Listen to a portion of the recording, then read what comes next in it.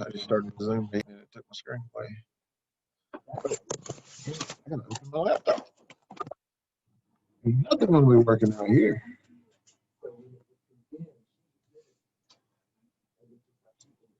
Okay.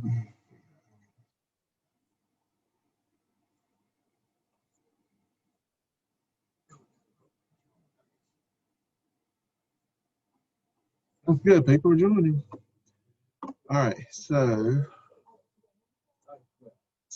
all right. 8 has William Benjamin. 119 West Green Street has Howard Jones.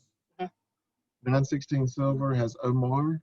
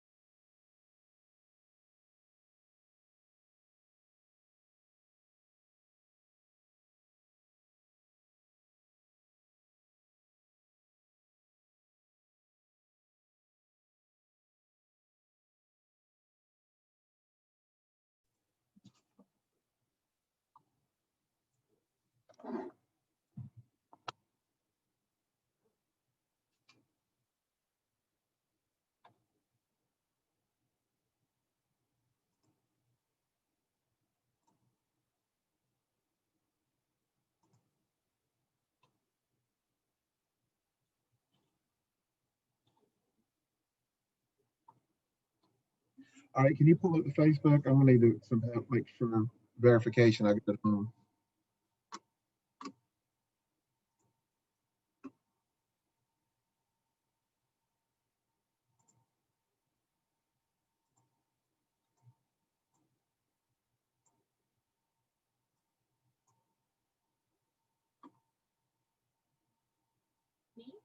Yes, please.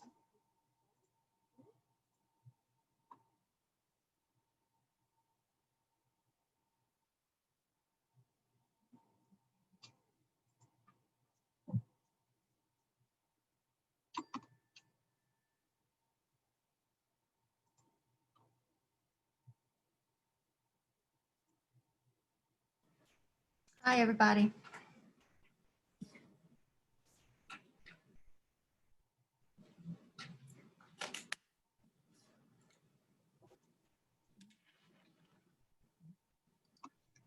What do you see on your screen? Do you see that the meeting's going to start at 1:30? I see you, and I have the Greensboro Minimum Housing Standards Commission in small to my right, top of my screen. Oh, so I'm in the big screen? I'm sorry? You see me on the big screen? I do. I'm viewing you. Hi, Troy. This is Carolyn. I see you and I don't see me. I'm having more of that same kind of trouble we have over here in my neighborhood. But I can see you. Can you hear me? I hear you, Carolyn. This is Suzanne. Okay, good, good. I As can't long see as I you, can but I see hear you and you can hear me, I'm not gonna worry about it. Okay. But this morning I didn't have anything for a while, so.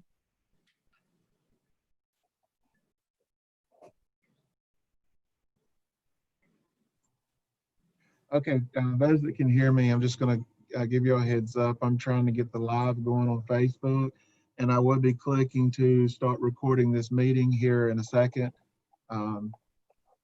So just to let y'all know, I'm going to see. Let's see. We got all the commissioners.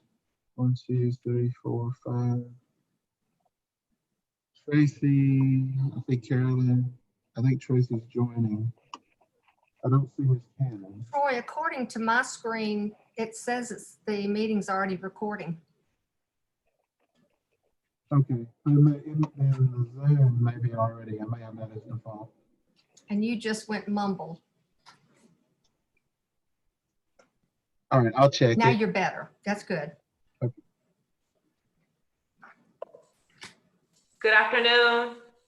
Hello, Jasmine. How are you? I'm great. How are you? I'm doing good. Good. Hey, Peter Izikoff joining in. Can you all hear me? Sure, Yes. I can. Yes. Wonderful. How you doing? This is Linda. Linda, hey. Welcome. Peter, how's that leg doing, that foot? I'm hanging in there, slowly but surely recovering. They're saying about 4 more weeks on these crutches, so Wow. Well, it didn't keep trying to you make the from, best of it. it didn't keep you from your anniversary. That was good. That's true. I was limping around all downtown. Who else do we have on the meeting so far? I see Commissioner Brown, Commissioner Nazim, Commissioner Waddell. Let's see, I know Commissioner Biggerstaff, Commissioner Young. The only one I don't see, I think, I know I let her in. Let me see here. Commissioner Lamont. I think that's the one on the screen that's trying to load the audio. Okay. I do Well, not see the Commissioner Cannon, your alternate. I don't see her. So you said we have everyone but Commissioner Lamont. No, I let Commissioner Lamont in. I'm looking for her screen. Oh, okay. She shows on my list of. Oh, I see her. It says connecting the audio. Yeah. Yeah, it shows that she's here. I don't see her on the video screen.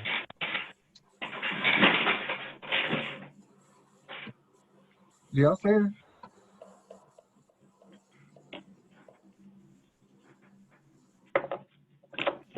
I bet you that's her right there. Yes, there it is. Okay.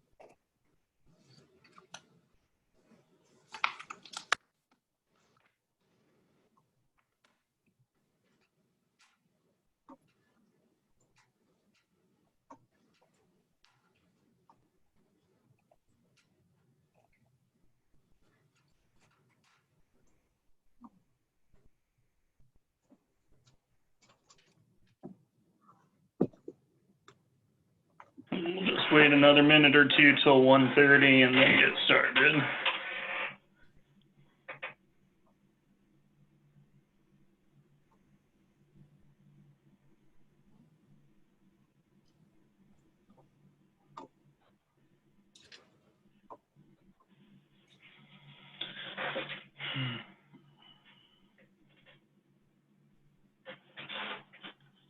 Commissioner Young, can you hear me? Who are you trying to get? Commissioner Young. Okay. Yeah, I'm here. There you go. Okay. All right. You're it's continued to show connecting the audio. I didn't know if you was having some difficulty there. Mr. Chairman, the meeting is being recorded by Zoom. It is on Facebook Live, and I'll pull down my shared screen so that you can begin at 30. So sorry, that was a little muffled, Troy. The meeting is live with Zoom, recorded. We are live on Facebook, and I'm going to stop sharing my screen so that you can begin. All right.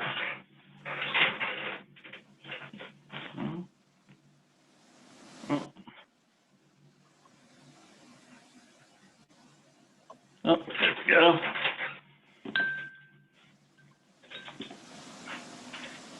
All right, is everyone ready to get started? Yes, sir. Yes. All right, I'll call this meeting to order. Welcome everyone who's participating in our virtual meeting today. This is the Greensboro Minimum Housing Standards Commission. I'm Peter Isikoff, the chair of the commission. This is our September regular meeting. We're concerned with everything going on above the ground in terms of repairs to properties, repairs to houses to get them in a safe condition. So for every case that's called, we'd ask that you come up with a plan to fix violations that the inspector has found and provide us with concrete details of what you're planning on doing with the property. When cases are called, doing this virtually, I believe Troy, our city staff liaison, will be calling on individuals to speak. And commissioners, I just ask if you can say your name before speaking, just so we can get everything on the record. And everyone, please turn off any, noises, anything that might come on your cell phones or computers. That just makes us able to get a recording easier, especially with this being virtual. So first on the agenda, we have approval of minutes from our last month's meeting. Commissioners, y'all should have received a copy of the draft minutes from city staff. I'll entertain any discussions or motions on that. This is Commissioner Nazem, and I would move that we accept the minutes as written from the August 13th, 2020 meeting. Thank you. We have a motion. Is there any further discussion or a second? This is Andrew Young. I second the motion. Thank you, Mr. Young. So we have a motion and a second. Any further discussion? Seeing none, we'll call the question on that. All those in favor of approving the minutes as drafted by city staff for the August 13th meeting, we'll go ahead and do a roll call vote with our city attorney leading that. Commissioner Bickerstaff? Yes. Commissioner Brown? Yes. Commissioner Waddell? Yes. Commissioner Lamont? Yes. Commissioner Nazem? Yes. Commissioner Young? Yes. Chair Isikoff? Yes. That passes unanimously, so those minutes are adopted for our August meeting. Next, I'll ask city staff if there's any changes to today's agenda. There are. We are going to withdraw items number 12, 16, 19, 21, and 22 for no consent. And will those be placed on next month's docket? Yes, sir. Presuming that there's consent. Okay, thank you. So we'll take items 12, 16, 19, 21, and 22 off of today's docket. And Are actually, there item any number further? 12, that'll be the next in-person meeting, not on next month's. It'll be in the next in-person. meeting. Okay. Perfect. Thank you for clarifying that. Thank you. So we'll remove those from the docket. Are there any further changes? Mr. Chairman, I do need to add an announcement of an upcoming training. If you'd like to add that to the end of your agenda. Yes, and is that with regard to the email sent to the commissioners recently? It is. Okay.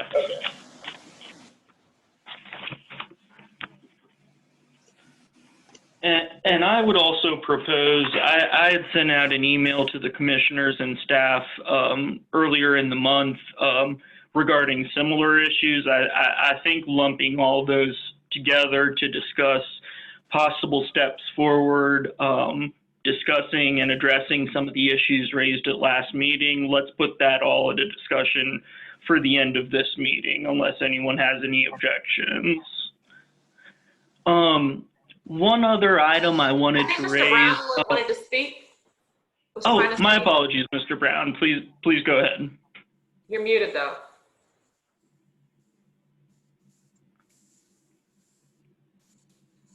Mute.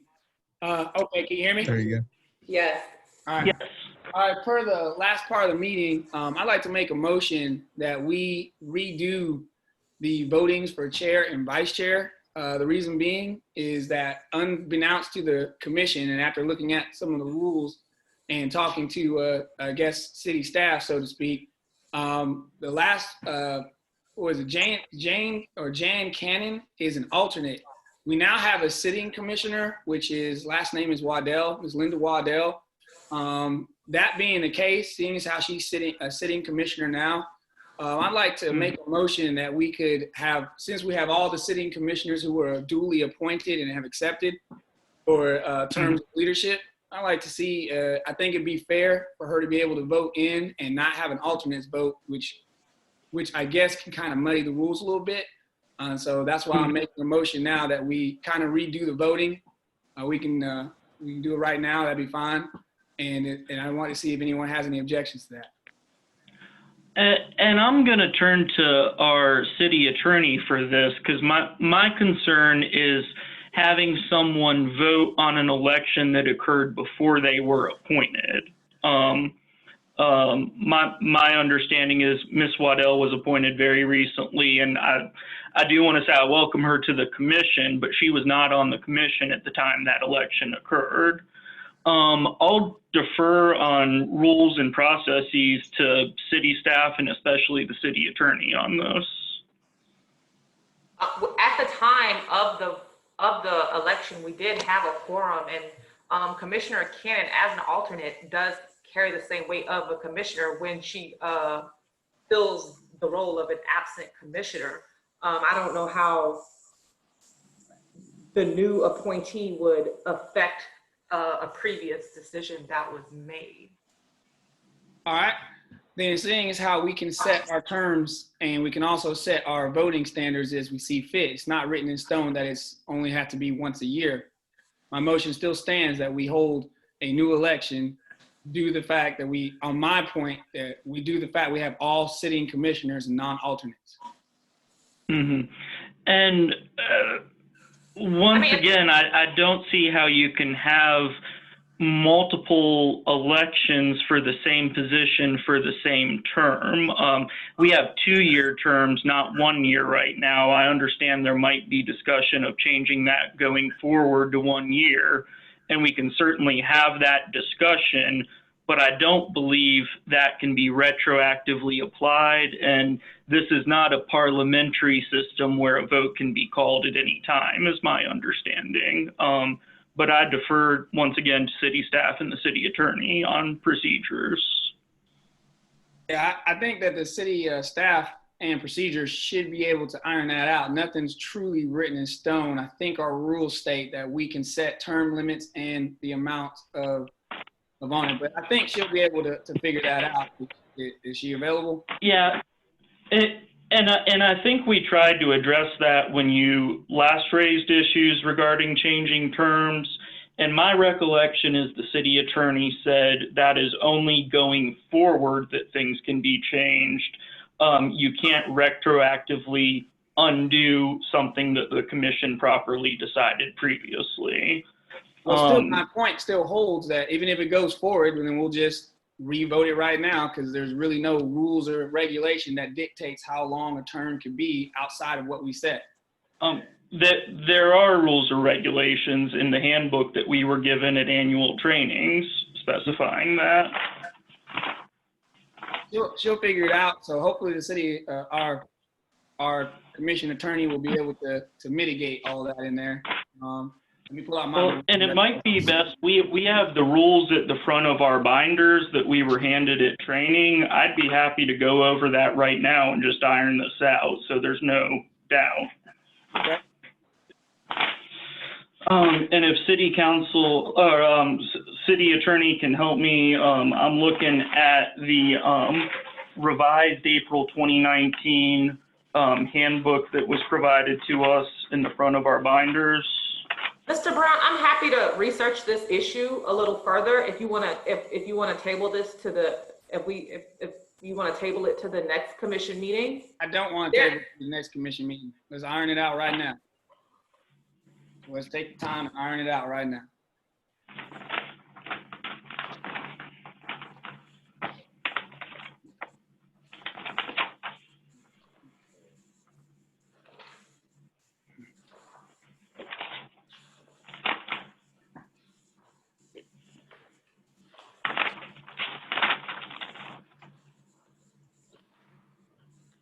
Pull my book out. And Mr. Brown, have you reviewed the rules? Can you point us to a rule on this? I've reviewed them. I don't have that book sitting in front of me. But that's what we got the council for. So I'm sure she'll figure it out. Mr. Chairman, I can point you to that. On your boards and commissions book, page 13. So I'm looking at, oh, sorry, go ahead, Troy. I was just referring you as for the page number. The Minimum Housing Standards Commission for Boards and Commission Handbook begins on page 13. Excuse me, Mr. Powell, we cannot hear you. It's real muffled. And I'll say I'm looking at the rules right now, and on page 32 of the rules produced by the city clerk's office under Greensboro Minimum Housing Standards Commission, it says, and I'm reading, quote, the commission elects a chairperson and vice chairperson from its members and elects a secretary and employee of the city, that's our staff, each of whom serve for 2 years. And then it goes on about that. But my understanding is the rules are set on this, that they're not up in the air, that it says terms are for 2 years, and the rules can be changed. That's something that we could discuss as a commission going forward, but that's what the rules say. So I guess my motion is, let me revise it, that we change the length of term immediately to whatever it's supposed to be. In this case, 1 session, and then revote it, and then change the rules back to either 1 year or 2 years. That's what I'm going to motion currently. It stands on the table that we do that. Okay, I understand the motion, and my understanding is that we cannot retroactively change a decision that we've made, but perhaps it would be best for city council, the legal counsel, the city attorney's office, to research that issue, because I don't want to give the definitive answer, as I'm not the city council on this. And Mr. Brown, as I've stated, Commissioner Cannon had the full authority of a commissioner at the time that she voted, and therefore it carries the same weight. In terms of retroactively doing something, that's not explicit in our bylaws, but the commission made a decision on the chair and the vice chair, and that's a binding decision. Right, so moving forward, so we can't go back and change it. Moving forward, we can now change our term limits, correct? Yes, if the commission decides that they, So we okay, so you're making a motion to move it forward. So we don't worry about yesterday. We're now worrying about tomorrow. Now we're thinking about tomorrow. I'd like to your be able to motion. go ahead. I'm sorry, I didn't mean to cut you off. I'll let you finish. My motion is that moving forward today, we change the term limit to 1 session, which we can then revote for a new chair and a new vice chair, and then perhaps go back and change the length of term limit again at a later date. But right now, my motion is going to stand to change the length of time that a chair can sit in the position, no more 2 years, but to 1 session. That's my motion. If I may, are y'all able to hear me now? Everybody can hear you, Troy. Yeah, right. that's better, Troy. Thank you. Okay. The city clerk's office had notified us that if there was any changes that the commission would like to make to the boards and commissions handbook, that handbook is adopted by city council, and that the commission can make a recommendation and forward that recommendation to the city council to amend the boards and commissions handbook. So to address your motion, Mr. Brown, the board can decide that it would like to make a recommendation to council to change the length of the term from 2 years to 1 year if it chooses to, but it would just be a recommendation to council, and then council would then have to approve it. Okay, so basically what happened was, so there's really nothing we can change per our term limits. There's really nothing we can change outside of our voting. So basically we're stuck in the situation that we're in right now in terms of current leadership. Is that what you're saying? I'm saying that the commission made a decision at last month's meeting to vote for the chair and vice chair. Okay. I didn't want to make sure that it's in the minutes to how we are constricted to leadership. And in this case, how different that is. So I want to make sure the minutes show that, which is what it's showing, which is what this whole conversation was. You see what I'm saying? And I would encourage that the minutes reflect your opinions. I just want to reiterate that I don't believe commissioners can. Once we get voted into a certain part, we're stuck with you. Well, you're not stuck. If the commission decides that they would like the term to be 1 year, you can ask that, you can make a recommendation to the council to do that. Right, we can make a recommendation, but it's not written in stone that it will change. So currently, but if the council decides to do that, then they will approve it, and we will update the commission handbook to reflect that term for this commission. Okay. And Mr. Brown, generally in public offices, the way U.S. politics works is there is an election for an office with a term, and that term is held. So this would be going against, basically every way a public office in America is handled in terms of elections. Yep, it would be going against. Okay. Yep. I understand that, and that's your right to express that opinion, and I just want to make that clear. Okay. So I guess at this point, is there an open motion or? Yep, there's still a motion for the commission to look into or making the recommendation to go to city council to change our term limits and to look at the new leadership to 1 year. There you go. Okay. Is there a second for that motion to make a recommendation? I'll second that. And I want to check with our city attorney that that's something that we're able to do under our guidelines and rules. And then we can discuss and call the question. If the board votes to make a recommendation to council, we can present that to council. Okay. So there's a motion and a second, and as I understand it, Mr. Brown, your motion is to make a recommendation to city council that they review term limits for the Greensboro Housing Commission to take possible action to change it from 2 years to 1 year. I want to add one more caveat on that. There's one more caveat. A stipulation is once one person is in leadership, they cannot be in any leadership position twice. Very important. think that we should So make, I'm sorry. I just think that that should be two separate things, because I think that they could decide on one thing and not the other. So if you want to make a motion for council to reconsider the term period from two years to one, because that the board would prefer the chair and vice chair have that position for a year, that's one thing. And I think we should decide on that. And then secondly, a recommendation that the commission, that they can only hold that position once. I think that should be two separate things. Okay. There be non-consecutive terms is in essence what I'm hearing, Mr. Brown. Is that right?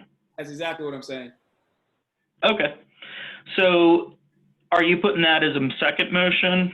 That is the second motion. And just to bring Commissioner Waddell up to speed, Commissioner Waddell, whether you've seen the last meeting or not, what we're basically doing is we're stopping the systemic abilities of certain individuals or locations or races of being in charge of something without giving a chance or ability of leadership or anything else to make the board more diverse. You need to know that. All right, and I understand that's Mr. Brown's opinion, which you're free to express, and others may disagree with. I want to make sure. And I'll just say I agree with your goals, but I disagree with your characterization. Okay. The motion stands. Do we get a chance to ask the question? Was there a second on that second motion about non-consecutive terms? I'll second it. Is that Mr. Young? That would be me. Thank you. Is there any further discussion before we call the question on these two motions? Seeing none. I'd like to call a point of order. Wait. Yes, Ms. Lamont. Sorry, there's a small point of order that you can only have one motion at a time. Is that correct? I believe that's correct. So are you saying procedurally we should vote on the first one and then remake the second motion and vote on that? Is that accurate? Yes, I would agree with that. Yes. Okay. I also would like to have some discussion about the first motion. The city council is currently looking at every single commission. They've put together just last week, they put together a I guess, outside meeting to have a discussion about bringing some sort of continuity between all the commissions and their terms and how many, how long chairs stay on, if you can be on more than one commission, all kinds of things. So, we can send this up a flagpole, but just know that there's a bigger thing going on there. That's it. Thank you for that. Is there any further discussion on the first motion about changing terms from 2 years to 1 year? Seeing none, I'll call the question on that. So the current motion is to recommend that City Council look into changing terms for the chair and vice chair of the Housing Commission from 2 years to 1 year. We'll put that to a vote. Would the city attorney please leave that? Commissioner Leave Biggerstaff? that, sorry. Yes. Commissioner Brown? Yes. Commissioner Waddell? Yes. Commissioner Lamont? Yes. Commissioner Nazem? Yes. Commissioner Young? Yes. Chair Isikoff? Yes. So I believe that motion passes unanimously. Did I hear any no's? Seeing none, that motion passes. So we will make the recommendation that City Council look into that issue and make a decision. Mr. Brown, did you want to restate your second motion for the record? Yeah, that'd be fine. The second motion is to look at eliminating the ability to have consecutive terms in any position of leadership, i.e. chair, vice chair, and or secretary. Moving forward, I like to have that brought up in front of the city council, so that way that will become part of the boards and commissions for the Minimum Housing Commission. And just to be clear, that's a recommendation that the city council look into and discuss that. Is that right? I mean, I want them to go with what I just said. So if they want to discuss it, in the end, I hope they'll side with it. We'll see. Is there any further or let's get a formal second. I think Mr. Young, you had done it before. Would you second again? Can we get some discussion in first, or do I need to second? I'm happy to have discussion. My question of clarification to the chairman as well as Commissioner Brown is, the intention of this is to say that, for example, more concrete example, a vice chairperson could not serve as a vice chairperson twice in a row, but a vice chairperson could, for example, become the chairperson in the succeeding year. Is that what I understand? Right, right. And that was my understanding as well. Mm-hmm. That is correct. On that basis, if there isn't any other discussion, I would second the motion.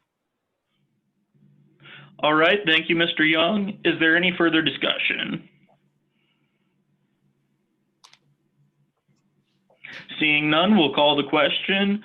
So this is a motion that term limits be non-consecutive, so a person could not serve in leadership for more than one term as vice chair or chair of the commission. We'll have our city attorney call the vote. Commissioner Biggerstaff? I'm going to say no, because there are times when I think it's really, it takes a while to learn something, and I think sometimes 2 years can be good. So I'd like to have the option that if we thought it were better for somebody to stay on for 2 years, that they could. So I'm saying no.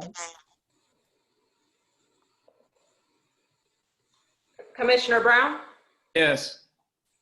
Commissioner Waddell? Yes. Commissioner Lamont? No. Commissioner Nazem? No. Commissioner Young? Yes. Chair Isakoff?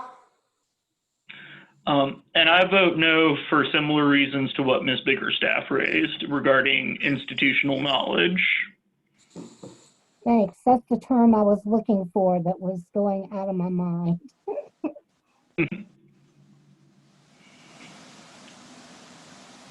I guess since there's no part of a discussion on there, I guess it did not pass, but I will raise the motion again. I think I can raise it as many times as necessary.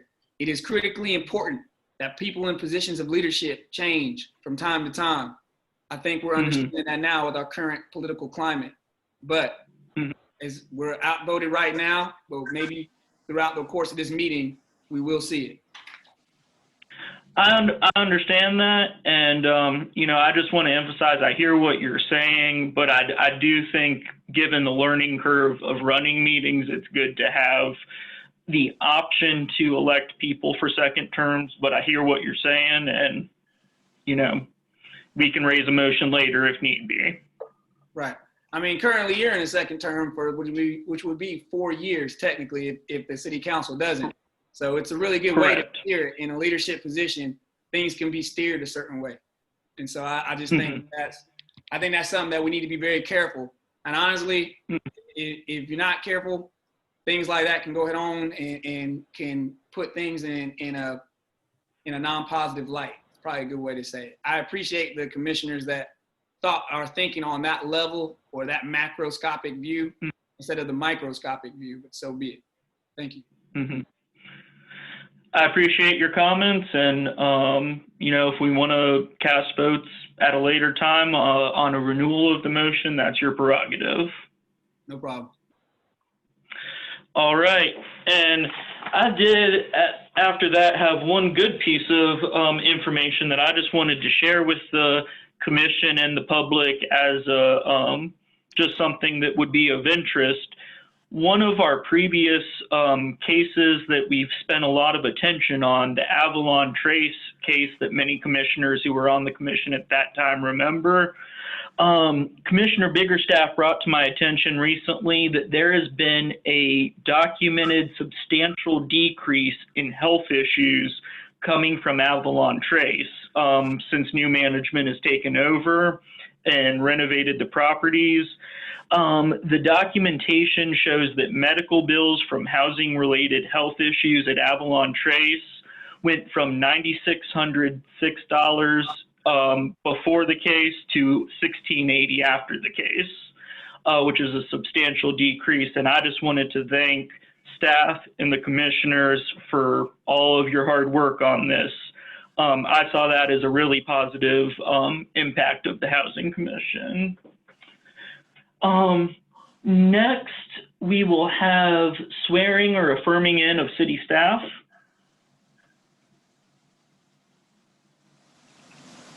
Good afternoon. Please raise your right hand. Do you affirm the testimony you give in the following matters will be the truth, the whole truth, and nothing but the truth? I do. Thank you. Ms. Pressa? And do you consent to participating in this meeting virtually? Oh, I'm sorry, that's the affirming of the. So I think, do we have all our city staff sworn in? Yes. Normally we would swear in the public right now, but since this is virtual, I think the best procedure is to swear in people individually as cases are called. Yes. So we'll go ahead with that procedure. And unless there's any other administrative business, we'll get started on our continued cases. The first case up is 119 West Green Court, Howard and Joyce Jones.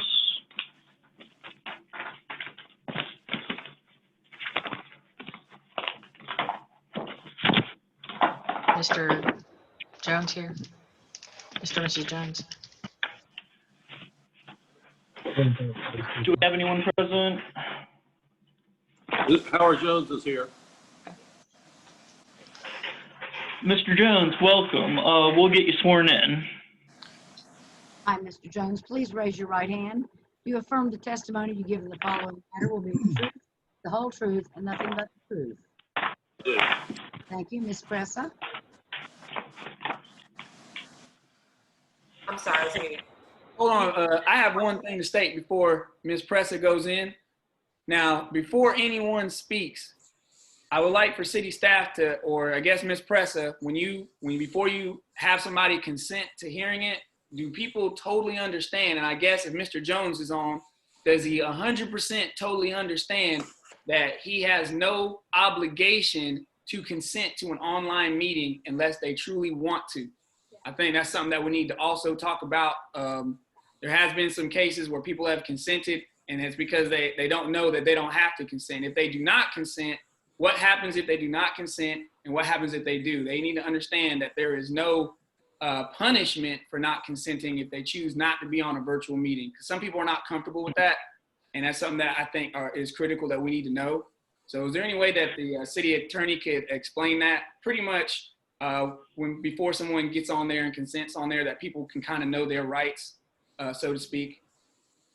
I'm happy to explain it. I will. It is my understanding that the inspectors do speak with the residents prior to coming to this meeting, and I confirm.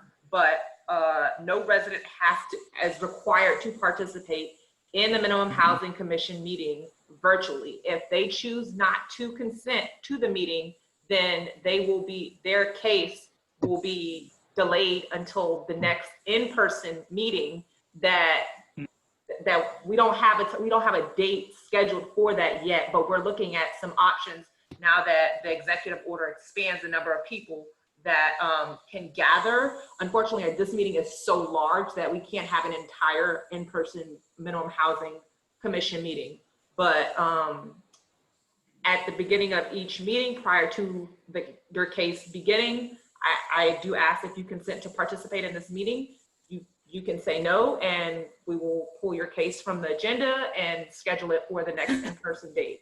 I think that's very important for everyone to know that, especially like Mr. Jones. that there is no penalty, Mr. Jones, if you do not consent to hearing this meeting. I think that some people are not aware of that, and whether the inspectors get permission or not, I think that during this forum and during this time, it's critically important that homeowners and citizens know that it is not that they aren't being held to the fire, so to speak, and actually absolutely have to be here to consent to this meeting, especially if they choose that they'd rather have their meeting in person when the in-person meetings come back, especially since the fact that this platform has been proven to have been able to be hacked and is not 100% secure as we would like for it to be. So I just want to make sure Mr. Jones knows that. I'll probably say this a lot as people come up so that they understand that you will not be penalized, Mr. Jones, by not consenting to an online meeting.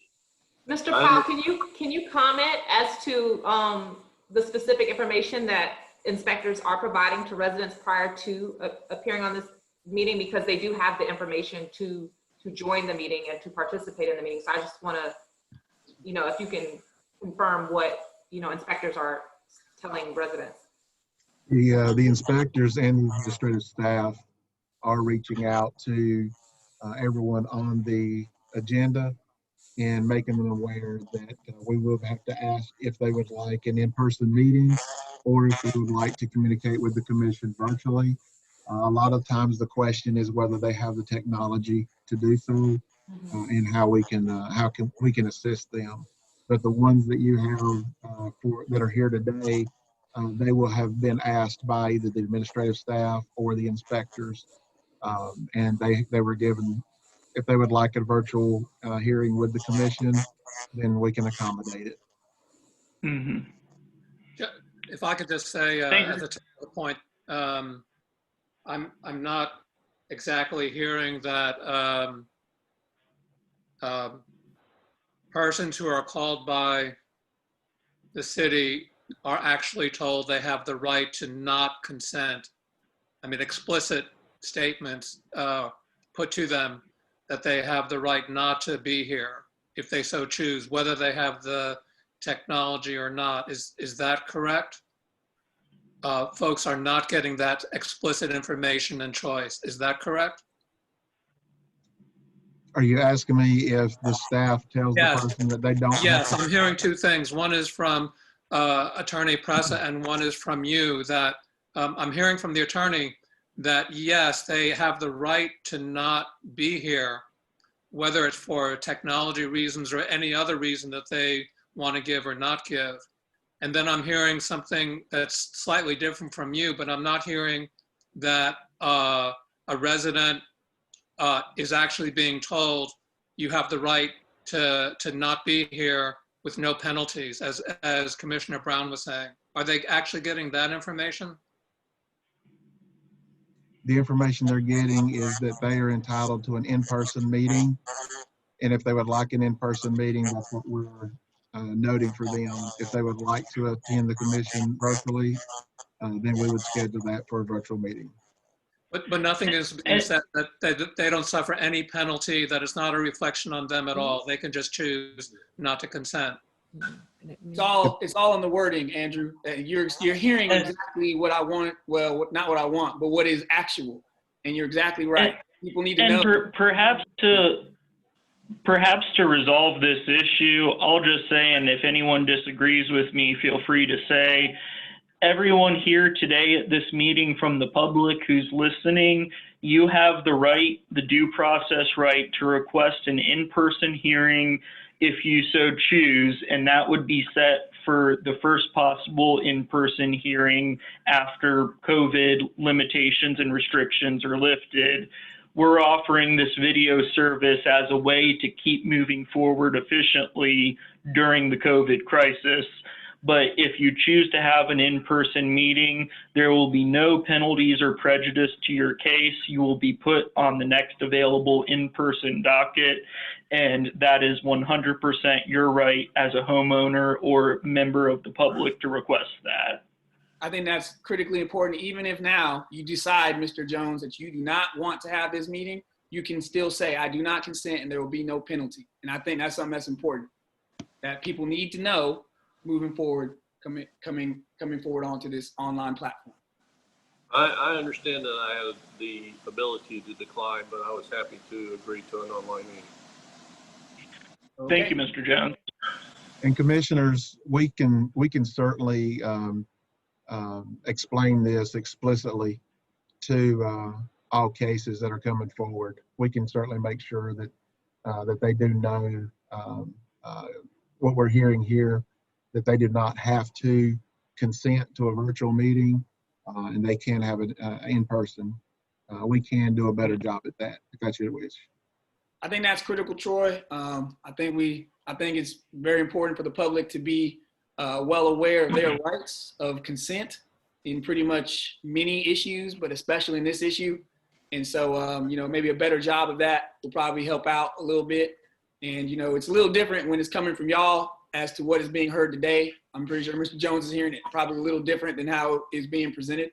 But I think that's something that, maybe even in writing, I think Commissioner Young and I would love to see some of that stuff in writing. And you can put that in our packet if they virtually consent, and they need to have a strong, firm understanding that there will be no penalty for not consenting until an in-person meeting can be arranged. I think that's fair. I think people should have a paper saying whether they consent or not consent. That's just my idea, something you can spitball around with. Can you hear me, Chris? At the bottom of the instructions for the virtual hearing, it does state if you do not wish to participate in the online meeting, and it gives the email address as well as the phone number. If you do not want to participate in a virtual meeting, it does not state about any penalties or anything held against you, which it can be added, but it does have full information in regards to whether or not you want to attend. I really appreciate that, Ms. Jones. That is an assumption that everyone in Greensboro can read. So I would like for it to kind of be explained to the people, because not everyone can read. Unfortunately, that's actually quite a realistic situation. So I think me and Commissioner Young kind of pushed that forward as, maybe it needs to be verbally explained, since the inspectors are there anyway. Verbally explained, all that. And that's a valid point, and I don't want to belabor it. I'm in full agreement with you. I think we've made that clear. If anything, at this meeting, I'd also be happy at future meetings in the beginning where we kind of go over the general rules and the way cases are run to raise that again, if you would like, Mr. Brown. I think that probably wise to do. Okay, thank you.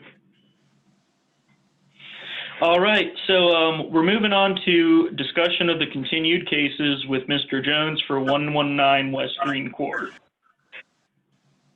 Mr. Jones, can you tell us what's going on with this property since we last talked to you?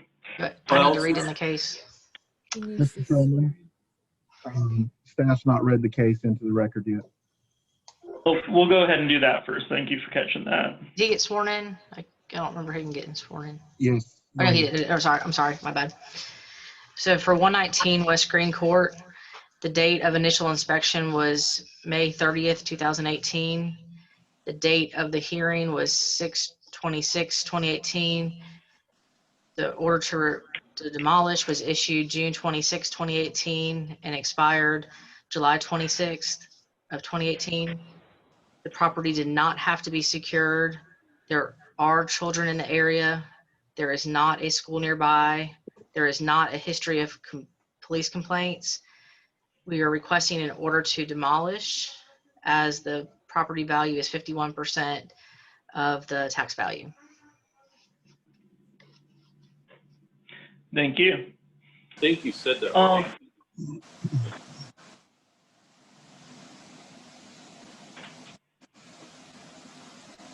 She said the property value is 51% of the tax value. Are they not one and the same?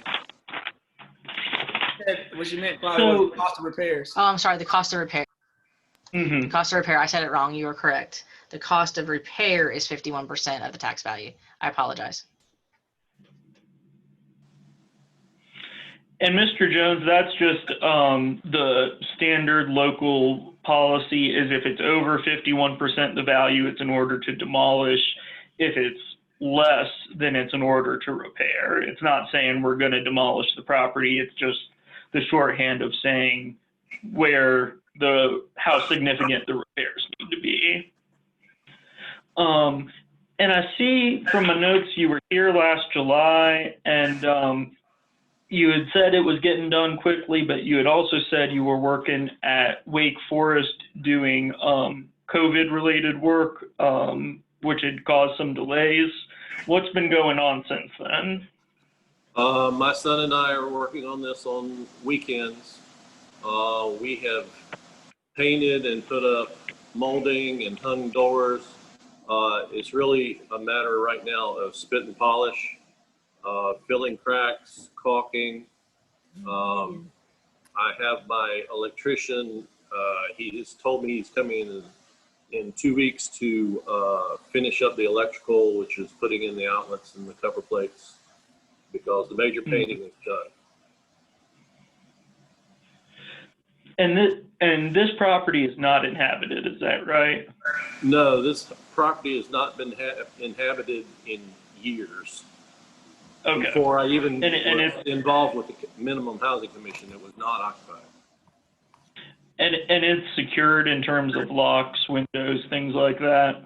Yes, yes, the windows are always locked and the doors are locked when we leave on Sundays. I just want to say my video isn't working. Anybody else's video working? No, mine's not working either. Yeah, I've got it frozen on the sign on the front door. It's frozen on mine as well. Oh, it's working now. Oh, Is it working for everyone? there we go. Okay. So, Mr. Jones, it sounds like you're close to wrapping up. What is your proposed timeline at this point? My timeline, if I can rely on my electrician, is within the month. By the next meeting, if the next meeting is October, hopefully we'll be finished. Commissioners, do you have anything further for Mr. Jones?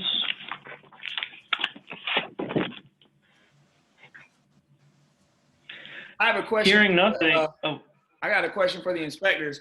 Are y'all updating the violations list as he's fixing the stuff that is required? Are y'all updating the list? Yes, we are. Does that mean that the amount of what the estimated cost of repairs, does that mean that's going to change? Or does that not get updated?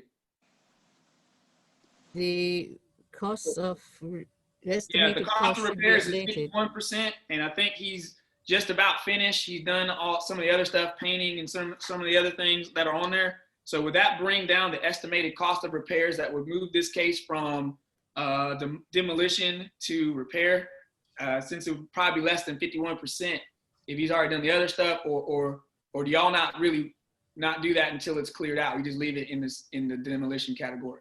No, we usually update the case, and you're correct. It should be an order to repair, given the amount of work that is done.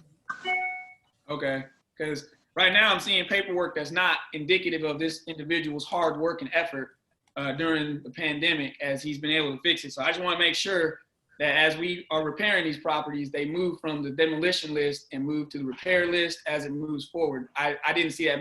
Does any other commissioners see that? Are y'all looking at your paperwork? What do y'all see? I see some of the violations have not been updated. They're still required, which is concerning if there are only a few minor things, Commissioner Brown. So I agree with what you're saying here. But again, having to depend on our inspector that they are being updated, I have to go with what they see, because I'm not there. Right. So is there any light, Troy, to which you want to shed in on Mr. Jones's case moving forward? Because I don't see where it's kind of moved or anything's been updated. Is there anything we should know about that? Yeah, so we'll work on that, do a better job at getting it updated. When the case does come to the commission, the calculated worksheet and the violation notes are to be updated. So we will work on that. All right, because I mean, and I want to emphasize updating is good. We still have the videos and the in-person testimony from Mr. Jones. So we are able to recognize, and I do recognize here the substantial work that Mr. Jones has done based on the video. I 100% agree, but I still think that it's fair to the individual that is working on the property that as he's updating and getting his case as we've requested per time frame, that it also be updated in the computer system as well. Because every time they come out to re-inspect, there's a fee, if I'm not mistaken. So it's kind of fair to him to have that in. That's just my opinion. Maybe some other commissioners might think differently. I don't know. I'll just, Commissioner Young here, I'll just throw in that I agree with what Vice Chair Nazem and Commissioner Brown are saying. And I think maybe Mr. Jones, the owner here, needs to know this as well as the other residents. We're making judgments based upon the paperwork that we see as much as looking at these videos. So I think while it sounds like a technical point, we are making decisions on people's houses whether to do this or whether to do that based upon not only the video, but the literature that we have in front of us. And right now, it does say requesting an order to demolish. Right. You're 100% right. So, this is nothing to play with. This is serious. This is serious business. And we need to make sure that we have the most up-to-date paperwork in front of us at all times. We'll take care of that. My apologies, commissioners. Thank you, everyone.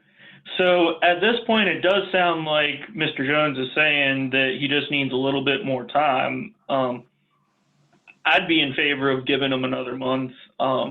Commissioners, what are your thoughts? This Commissioner Lamothe, I was thinking 60 days, just to. Up to the November meeting? Yeah, because there's a lot of trim and painting and things like that, so. Mr. Jones, one thing I definitely think that Commissioner Lamothe has a good point. 60 days is good. Hey, Mr. Jones, if you can go ahead and clean up on the inside, that might help out a little bit. I know you got a compressor and everything else going on, but it might help out a little bit. You know what I mean? Yeah, we've been cleaning it out. It was a lot messier earlier on, but we've been cleaning it out as we could. But there's still parts in there that I foresee that we might need. The compressor and the miter saw, we needed those to put the trim up. We still got some crown molding to put up. Okay, it looks good. You're taking it from, as my uncle would say, chicken stuff to chicken salad. Looking pretty decent. Thank you, Mr. Brown. So did I hear a motion from the commission regarding the 60 days? Sure, I'll make that motion. This is Commissioner All right, we have a Nelson. I second motion. that. I'll second it. And multiple seconds. I'll call the question. All those in favor of continuing till our November 12th meeting? Aye. Commissioner Biggerstaff? Yes. Commissioner Brown? Yes. Commissioner Waddell? Yes. Commissioner Lamont? Yes. Commissioner Nazem? Yes. Commissioner Young? Yes. Chair Isikoff? Yes. That passes unanimously. So Mr. Jones, you have till November 12th. If you finish beforehand, just let the inspector know and they'll close it out and you don't need to come back here or jump online again for a virtual meeting. And thank you for all your hard work. All right, thank you, Commissioner. Thank you. Next up, we have 2012 McKnight Mill Road.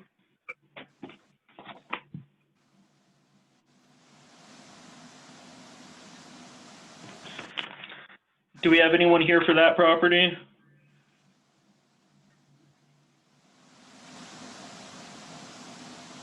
Christie, go ahead. Schofield, I believe, Schofield. Was here. So this was an No, he's here. air property. Charles.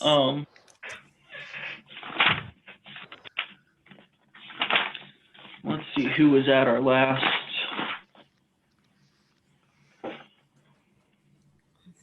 We had Charles Schofield here at the last meeting that this was on in January. I see. Can you hear me now, sir? Yes, there you go. Yes. Yes, we can hear Yes, are you Mr. Schofield? Yes. Thank you. We'll go ahead and get you sworn in. All right. I'm Mr. Schofield. Please raise your right hand. Do you affirm the testimony you give in the following matter will be the truth, the whole truth, and nothing but the truth? I do. Thank you, sir. Ms. Pressa? Sir, do you consent to participating in this meeting virtually? Yes, ma'am. Thank you. And Mr. Oh, go ahead. Schofield, do you understand that you have a right to refuse this virtual meeting? I do understand that. Yes. And you, thank you. I'll go ahead and All read right. in the case for 2012 McKnight Mill Road. The date of initial inspection was December 11th, 2017. There was a hearing on January 9th, 2018. An order to repair was issued on January 16th, 2018. It expired February 22nd, 2019. The property did not have to be secured. There are children in the area. There is a school nearby. There is not a history of police complaints. We are requesting an order to repair. The value of the property is 32%. I'm sorry, the repairs are 32% of the tax value. Thank you. And Mr. Schofield, last time you were here was in January, and it looks like my notes are saying that this house is next to your mom's house where you grew up, and you were putting the property on the market. What's happened since then? Well, initially, and again, going back to occurrences, there was an electrical fire in the house, which we have put a new roof on the house. There's new windows on the house. There's the HVAC has been replaced, but we've gotten to the point where we have to replace the electrical work before we can put up new sheetrock and so forth, as we've discussed in the past. That is on a 12.5 acre tract of land that is up for sale, and we have an interested party who would like to put multifamily housing on it. The problem we have is that, and in talking with them, they said, yes, that house would be demolished in order to do so. So we have a conundrum here, because we would have to put at least $30,000 to $40,000 more into the house, only to have it bulldozed once it's sold. Now, we have an interested party. However, they also are doing other multifamily housing sites, and with the present situation as far as the COVID-19 circumstances, we've seen they've seen the ability to get in materials for building to be very, very difficult and much higher in price. And also workers who have come down with it or tested positive, they can't work and so forth. So it has slowed them down. They have indicated that we're interested, but we can't buy the property until we can't put that kind of money into it until we are able to start construction. So they've been thrown behind by the pandemic and are just waiting to get what they've done, what they've started done, so they can move on to other projects, which would include ours. So that's the situation we're in. The house again is locked. It has new windows, a new roof. It's dried in. My brother-in-law and sister live in the house beside of it, so he's there to make sure that the integrity of the house is maintained and that no one gets into it and so forth. He checks it several times a day and at night. And so that's the situation that we're in with that. We can't really, to repair it would be throwing away quite a bit of money, which we don't have, until the, pending the sale of the property and the destruction of the house, which would inevitably would take place. And what you see on there, a lot of that is soot from the fire that hasn't been cleaned off the bathroom, but everything else has been taken off, as we've said, a new roof put on, and all of the sheetrock taken down in preparation at that point for the cleaning up the electrical stuff. But new windows and a new roof have been put on it, and the house is, the integrity of the house is fine as far as it being dried in. Commissioner So it Nass, sounds like this case is in holding pattern right now, basically. this is That's Commissioner correct. Nasm, Chairman Isakov. I just want to ask Mr. Schofield, is there a written offer to purchase, or are they just telling you that they're interested in the property? Because there's a difference in the two. There is a difference, and we don't have a written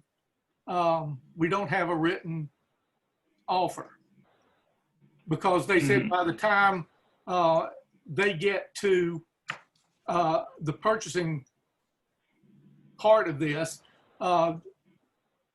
as they put it, the finances could be quite a bit different as far as the value of the land and so forth. Now, one option we could do, Mr. Schofield, if we were to uphold it today, this is an order to repair, which means it is not being demolished by the city. It would go into the queue after 90 days for the city to hire a contractor to fix the problems. That would put a lien for the cost of repairs on the property, but the city would pay that and then file a lien, or a lien would be filed. Is that something, if the issue is financial, would you prefer the city does it and basically send you or the subsequent owner a bill? Quite honestly, to me, that seems like and this is just me, a poor use of the city's money, if indeed the property is going to be demolished once the new owner takes possession of the property. Is he aware of the pending housing commission case, the buyer? I don't think so. Because the other option would be they can buy the property as long as it is disclosed and they are aware that there is this pending case that might result in a lien on the property. So if they want to take ownership and demolish it on their own, that might be another route to look at. And we're going through a broker for this, so I would certainly like to take it up with him and let him discuss it with the possible new owners.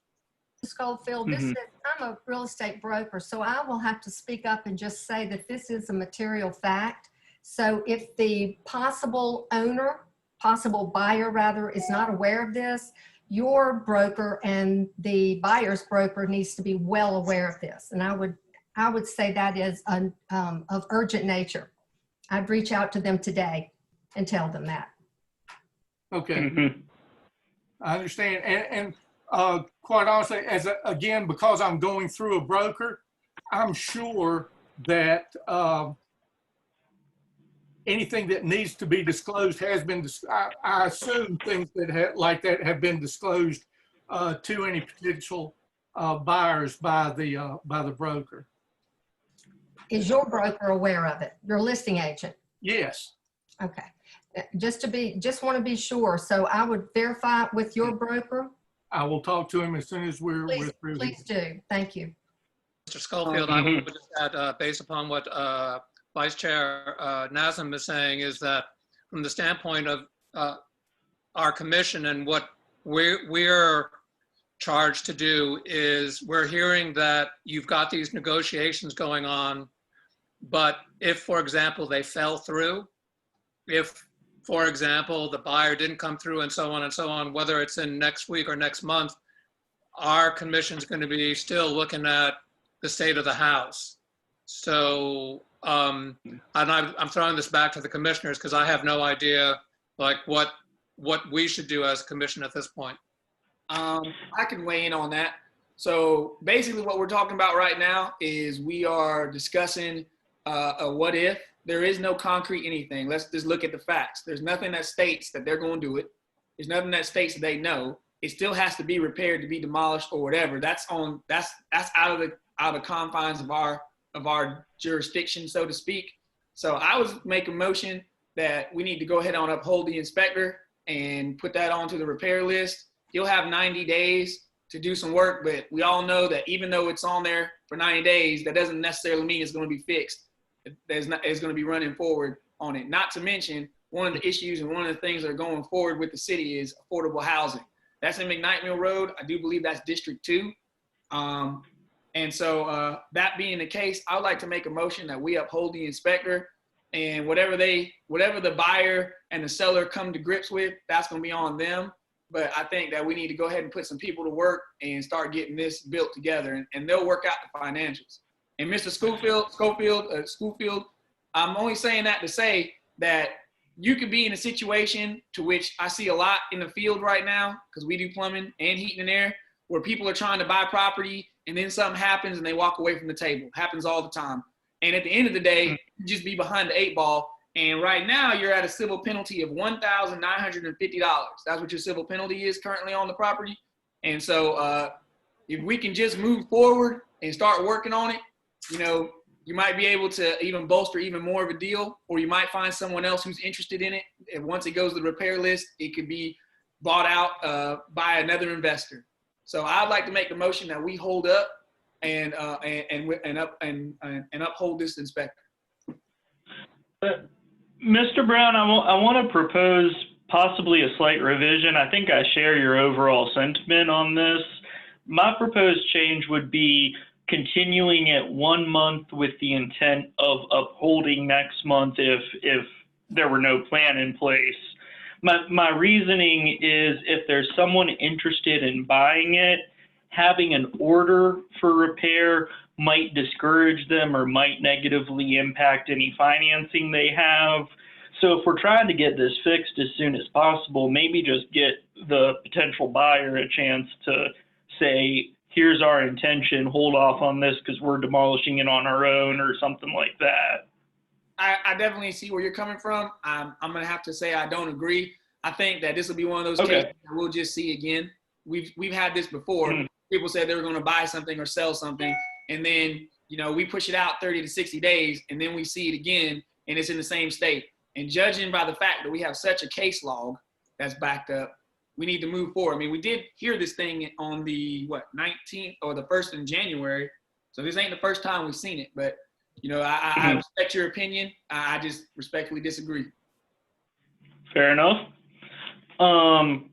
Is there any further discussion on this? And I think we had, Mr. Brown, you made a motion to uphold? Yes. Okay, so we have a motion. Is there any discussion or a second? I'll actually make a second on that, just based on where the market is. I think that there's no reason why this shouldn't be going through pretty easily. And if they already know that there's a, you know, this is already in the case books, then, you know, having us uphold it is not going to deter them from purchasing it any more than it being on the case books. So I will second that. All right, we have a motion and a second. Any further discussion? Seeing none, we'll call the question. This is a motion to uphold the inspector on an order to repair. Commissioner Biggerstaff?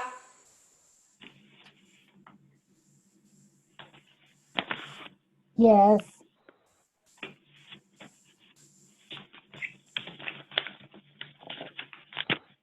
Commissioner Brown? Yes. Commissioner Waddell? Yes. Commissioner Lamont? Yes. Commissioner Natham? Yes. Commissioner Young? Yes. Chair Isakov? Yes. So that passes unanimously. We'll read the findings of fact in order into the record, but I believe we need to go through the violations first. Is the video being shown a fair and accurate depiction of the property? Yes, it is. Were all parties of interest served with notice of this hearing? Yes, they were. When was the last time the property was inspected? September 8th, 2020. Is this a duplex or a multi-unit property? No, it's not. Are there more than 5 separate minor types of violations or one major violation of the minimum housing code? Yes, they are. Please read the violations into the record.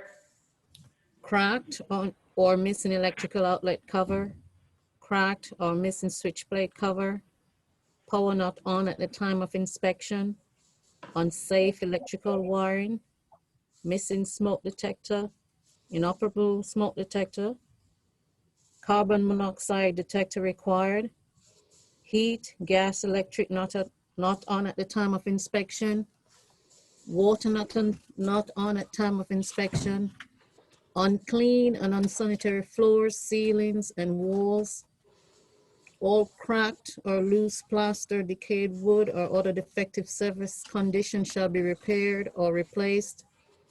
Flooring, loose floor covering must be repaired or replaced. All exterior surfaces shall be maintained in good condition, and the others has been repaired. Thank you. Thank you. We'll read the findings of fact in order. The property involved in this matter is located at 2012 McKnight Mill Road, Greensboro, North Carolina.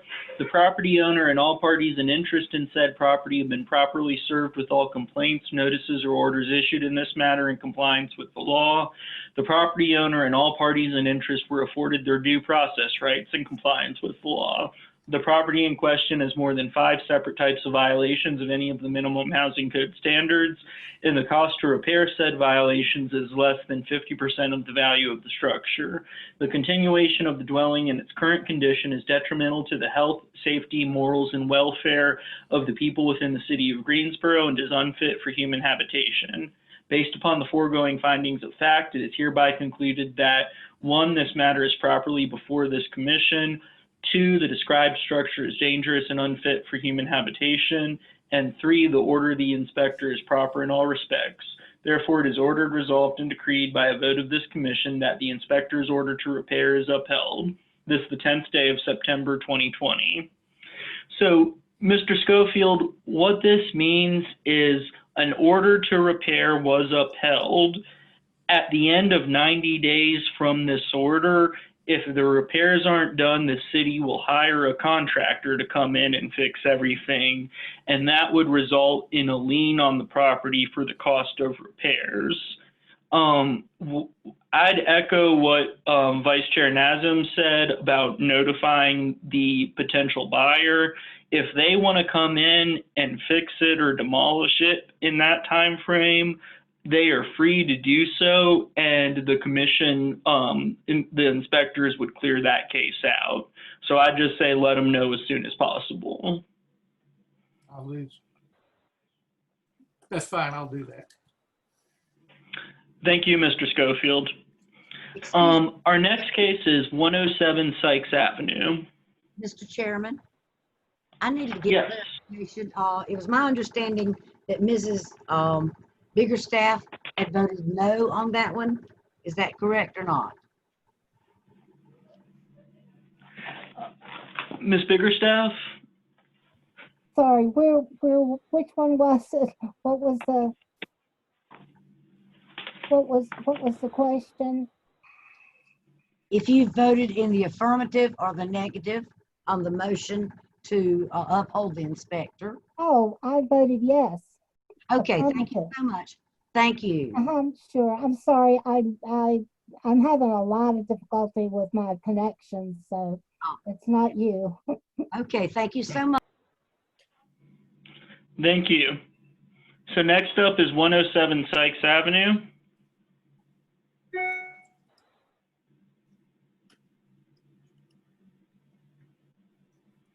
Do we have anyone here for item 7 on the docket, 107 Sykes Avenue? Mr. and Mrs. Colley? There's nobody pre-registered for that address. Tony said William was here. Is that not correct? She sees his name. Check the participant list. He's showing Which name? William Which name Cauley, did you say? Cauley.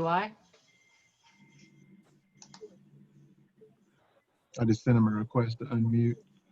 Oh, I do. Yeah, I do see him here joining in by phone. Mr. Colley, William Colley.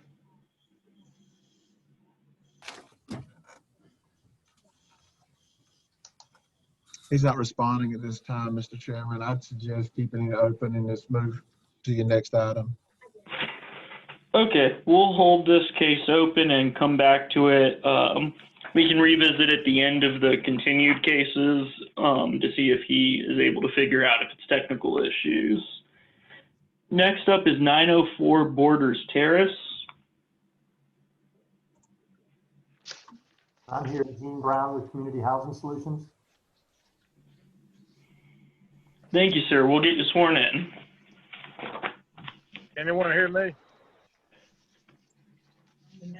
Yes, sir. There's Mr. Colley.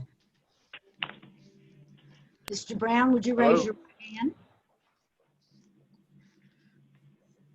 You want to do William Cauley first, or do you want to jump to ours? He's now off on mute. Just a moment, Mr. Brown. Do you affirm, raise your hand, please. Do you affirm the testimony you give in the following matter will be the truth, the whole truth, and nothing but the truth? I do, yes. And could you speak up, please? And Ms. Pressa.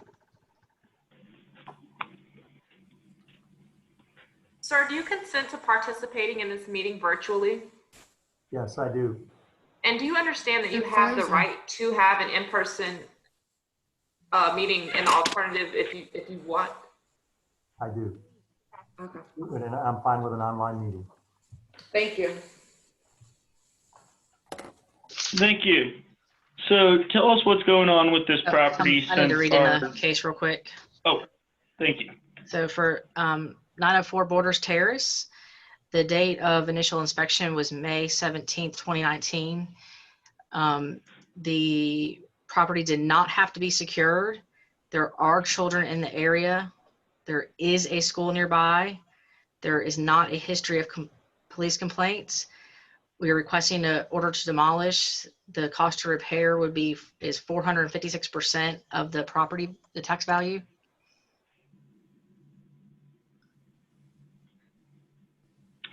Thank you. We'll hear, so what's going on with this property? Can you tell us, sir? Sure.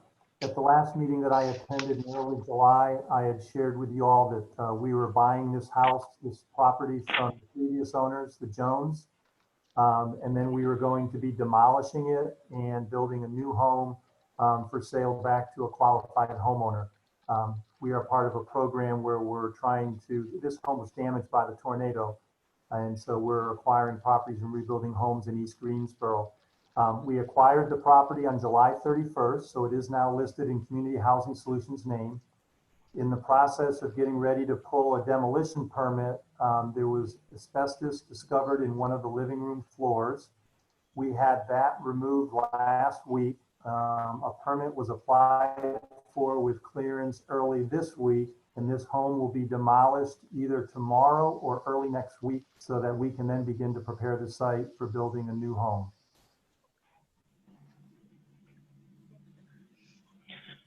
Thank you. And thank you for everything you and your organization are doing for this property. That's a fantastic thing. When do you think you would begin, after the demolition is complete, actually building the new home? Yeah, we have, we're in the process of applying for a permit. So the build should begin in probably late September and should be completed by around February with a new home for sale. we're actually partnering with the Greensboro Builders Association that will be providing some in-kind labor and materials. So we're lining up with them in October and November for the bulk of the build, but it should be by late September. Is this sale going to be to poor, minority, or impoverished families with a reduced price, or are you going to sell it at market value? We will sell it at market value, but our properties, the way we work as a nonprofit, it has to be to a qualified low-income homeowner. So the only homeowners that we can sell to are people that have an income below 80% of the area median income and qualify for a first mortgage. We also have the ability to access various down payment assistance programs for the buyer that we can link them with the city of Greensboro, as well as we're a member of an organization called the North Carolina Housing Finance Agency that also provides additional assistance. Out of sheer curiosity, what will be the going rate for the house that you plan to build and sell here? Yeah, market prices have actually increased in East Greensboro in the last year. But the particular house that we would go back and build with would be a 4-bedroom, 2.5-bath house with about 1,450 square feet, and the sales price would be $152,000. Is there any other properties around that area that value at $152,000 in that neighborhood? We have appraisals and CMAs done, comparative market of analysis, and there have been homes, not on that particular street, but within a radius that realtors and appraisers look at that have affirmed that price, yes. What is the median income of the family at 80% would be able to afford this type of house at $152,000? Do you have any idea? If you don't know it, I understand. I'm just wondering. Yeah, the incomes vary by the number of occupants in terms of the 80%, but in general, prices can be as high as $209,000 for qualifying for a mortgage. But most of the buyers that we sell to are in the 60 to 80% of the area median income range. Okay. Is this, I guess another question would be is for the down payments, is this only for first-time home buyers or is this for anyone who makes at that median price? Yeah, we don't require them to be a first-time home buyer, but probably in the 10 years we've been doing this, and we've had about 40 buyers, maybe 1 or 2 have been second time. So the majority of the homeowners that buy the homes are first-time home buyers, yes. Because I'm kind of looking at like some of the properties in and around the area, and I'm just wondering which ones would even equate to $150,000 so far. I know this is in District 1, which I'm well traversed with. So I was just wondering, what the median income would be as you redo this plot. And quite frankly, is there a high level profit margin to which these type of houses are built, or is there, as a nonprofit, you make no profit on it?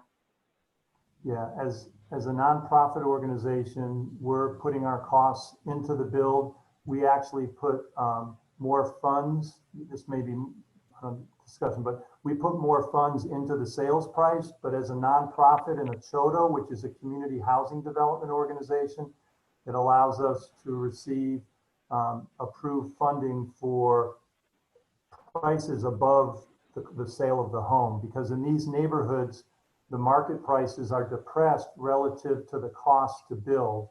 You may have heard in the last 6 months, lumber and a lot of materials for new construction have gone up drastically, like 20, 30, 40, 50%. But what we do is we work with the city as a CHODO, a community housing development organization, to cover the costs above the actual sales price. So typically what our builds do, we build quality homes that are energy efficient. So they're very resource efficient in terms of, we don't want to put someone in a house and it's not, you have high electric bills or heating costs, those kinds of things.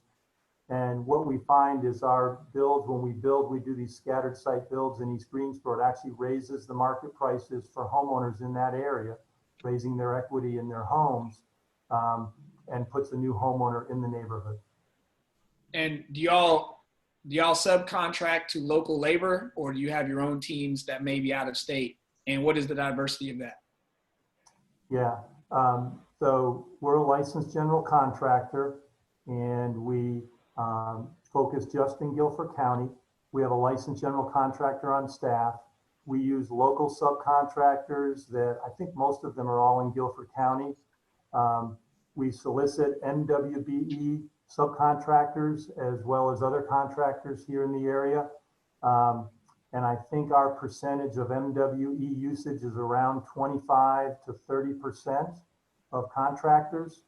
And realizing that, just so you all know, because there's such a large concentration of Hispanic builders or Hispanic subcontractors, that does not include Hispanic subcontractors are not considered MWBE, but around 20 to 25% of our subcontractors that we utilize in the builds are MWBE or minority women-owned businesses. Okay. I'd like to make a motion that we, seeing as how they're going to demolish it in about 30 days, we move this case out 60 days and with the intent that we probably won't see this house standing much longer. So it will just be off of the city's list to have to deal with.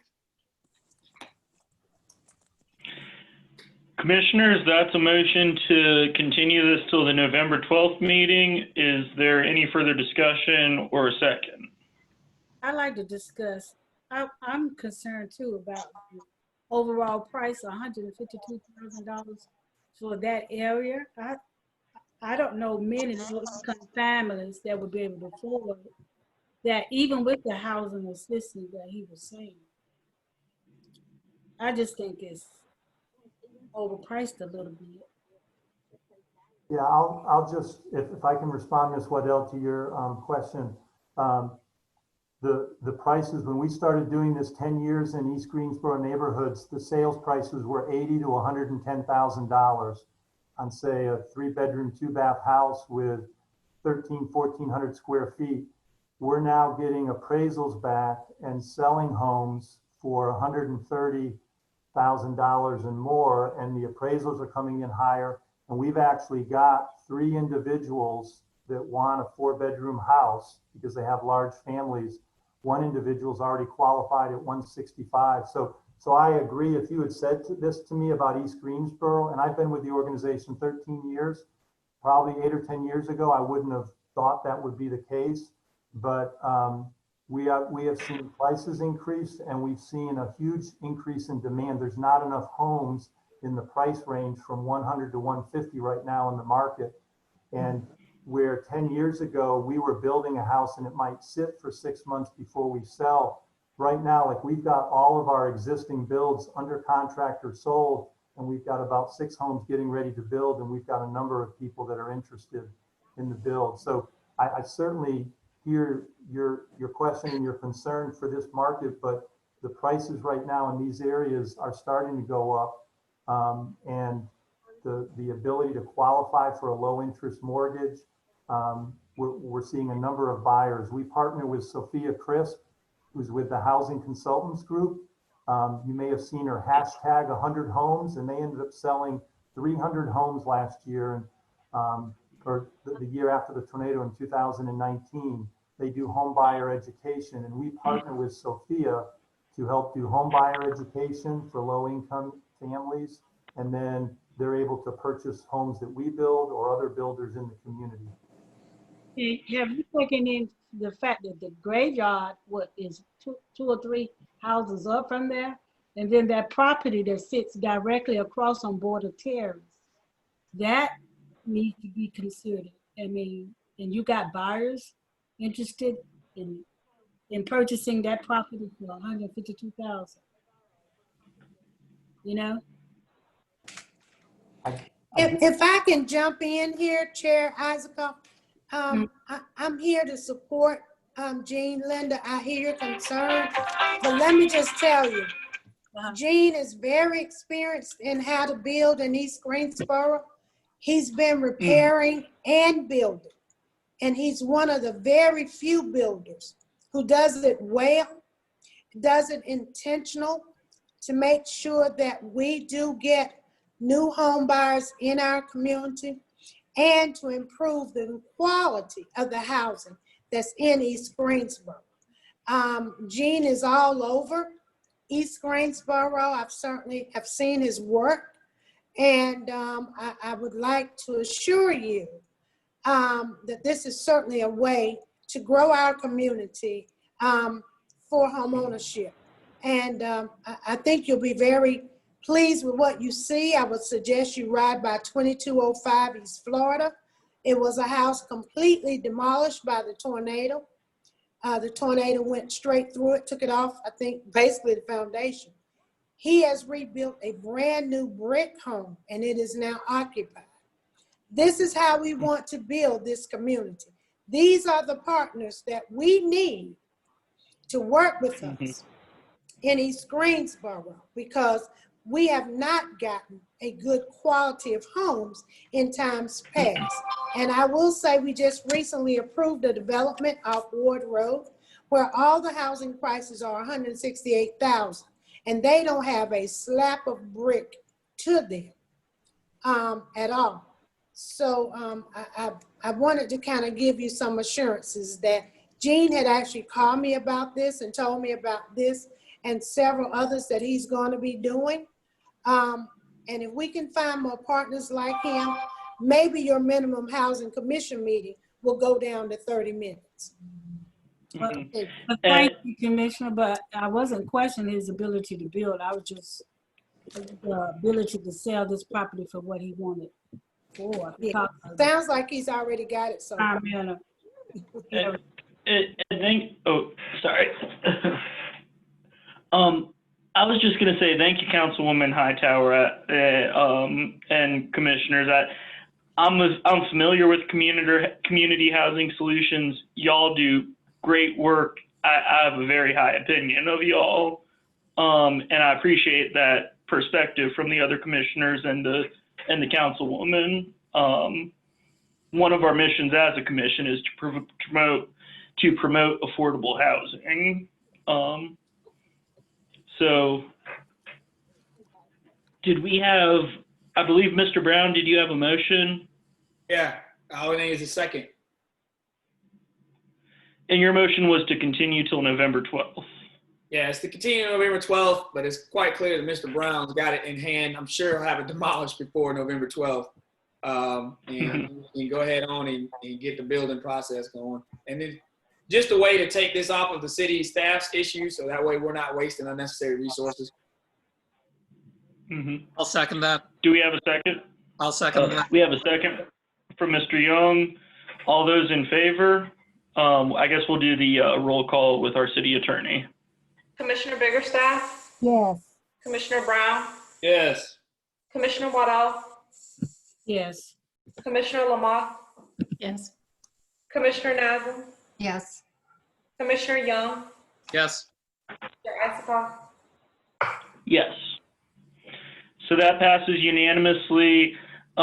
Sir, thank you so much for what you're doing. And the November date is just to check in to see how progress is going. I feel fairly confident that, you know, if stuff's moving forward, we would give you the time you need. And that's just speaking from my position, but I'll let Jared LaRue know, who's the inspector on this. I'll let him know when we torn down the house. Yeah. Thank you. That sounds great. So we'll see you back here in November for a status update. And then I saw, did Mr. Cawley for 107 Sykes, are you here now? Yes. Can you hear me? I can, yeah. Let's jump back to your case. City staff, do you want to swear him in and read what you need to read? Mr. Cawley, would you raise your right hand? Do you affirm the testimony you give in the following matter will be the truth, the whole truth, and nothing but the truth? Yes, I do. Thank you. Ms. Presser? Sir, do you consent to participating in this virtual meeting? I'd like to defer to a in-person meeting. You'd like to defer to an in-person meeting? You totally have that option. Okay, yes, I would like to do that. Okay, sir, we'll go ahead and remove this item from the agenda then and move to the next case. Thank And you. sir, I just advise you to keep an eye out for a notice coming that'll tell you the new court date. Or the new hearing date. We're sort of up in the air with COVID right now. So we're going to do virtual until, it's safe to have in-person meetings. Okay, I understand. I'll look for that notice. All right. Thank you, sir. Thank you. Next up is 1008 East Side Drive. Mr. Green, I believe, was attending. Ronald Green.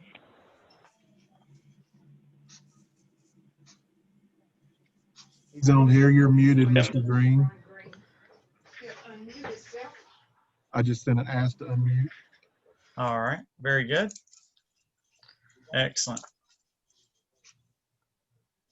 Hi, Mr. Green. Do you Hey affirm, there.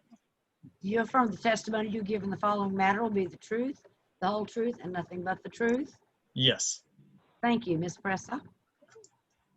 Sir, do you consent to participating in this meeting virtually? Yes, I do. And do you understand that you could also have an in-person meeting if you choose to?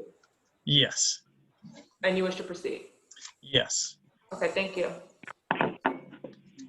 Okay, so for 1008 East Side Drive, the date of initial inspection was March 3rd, 2016. The date of the hearing was July 11th, 2017.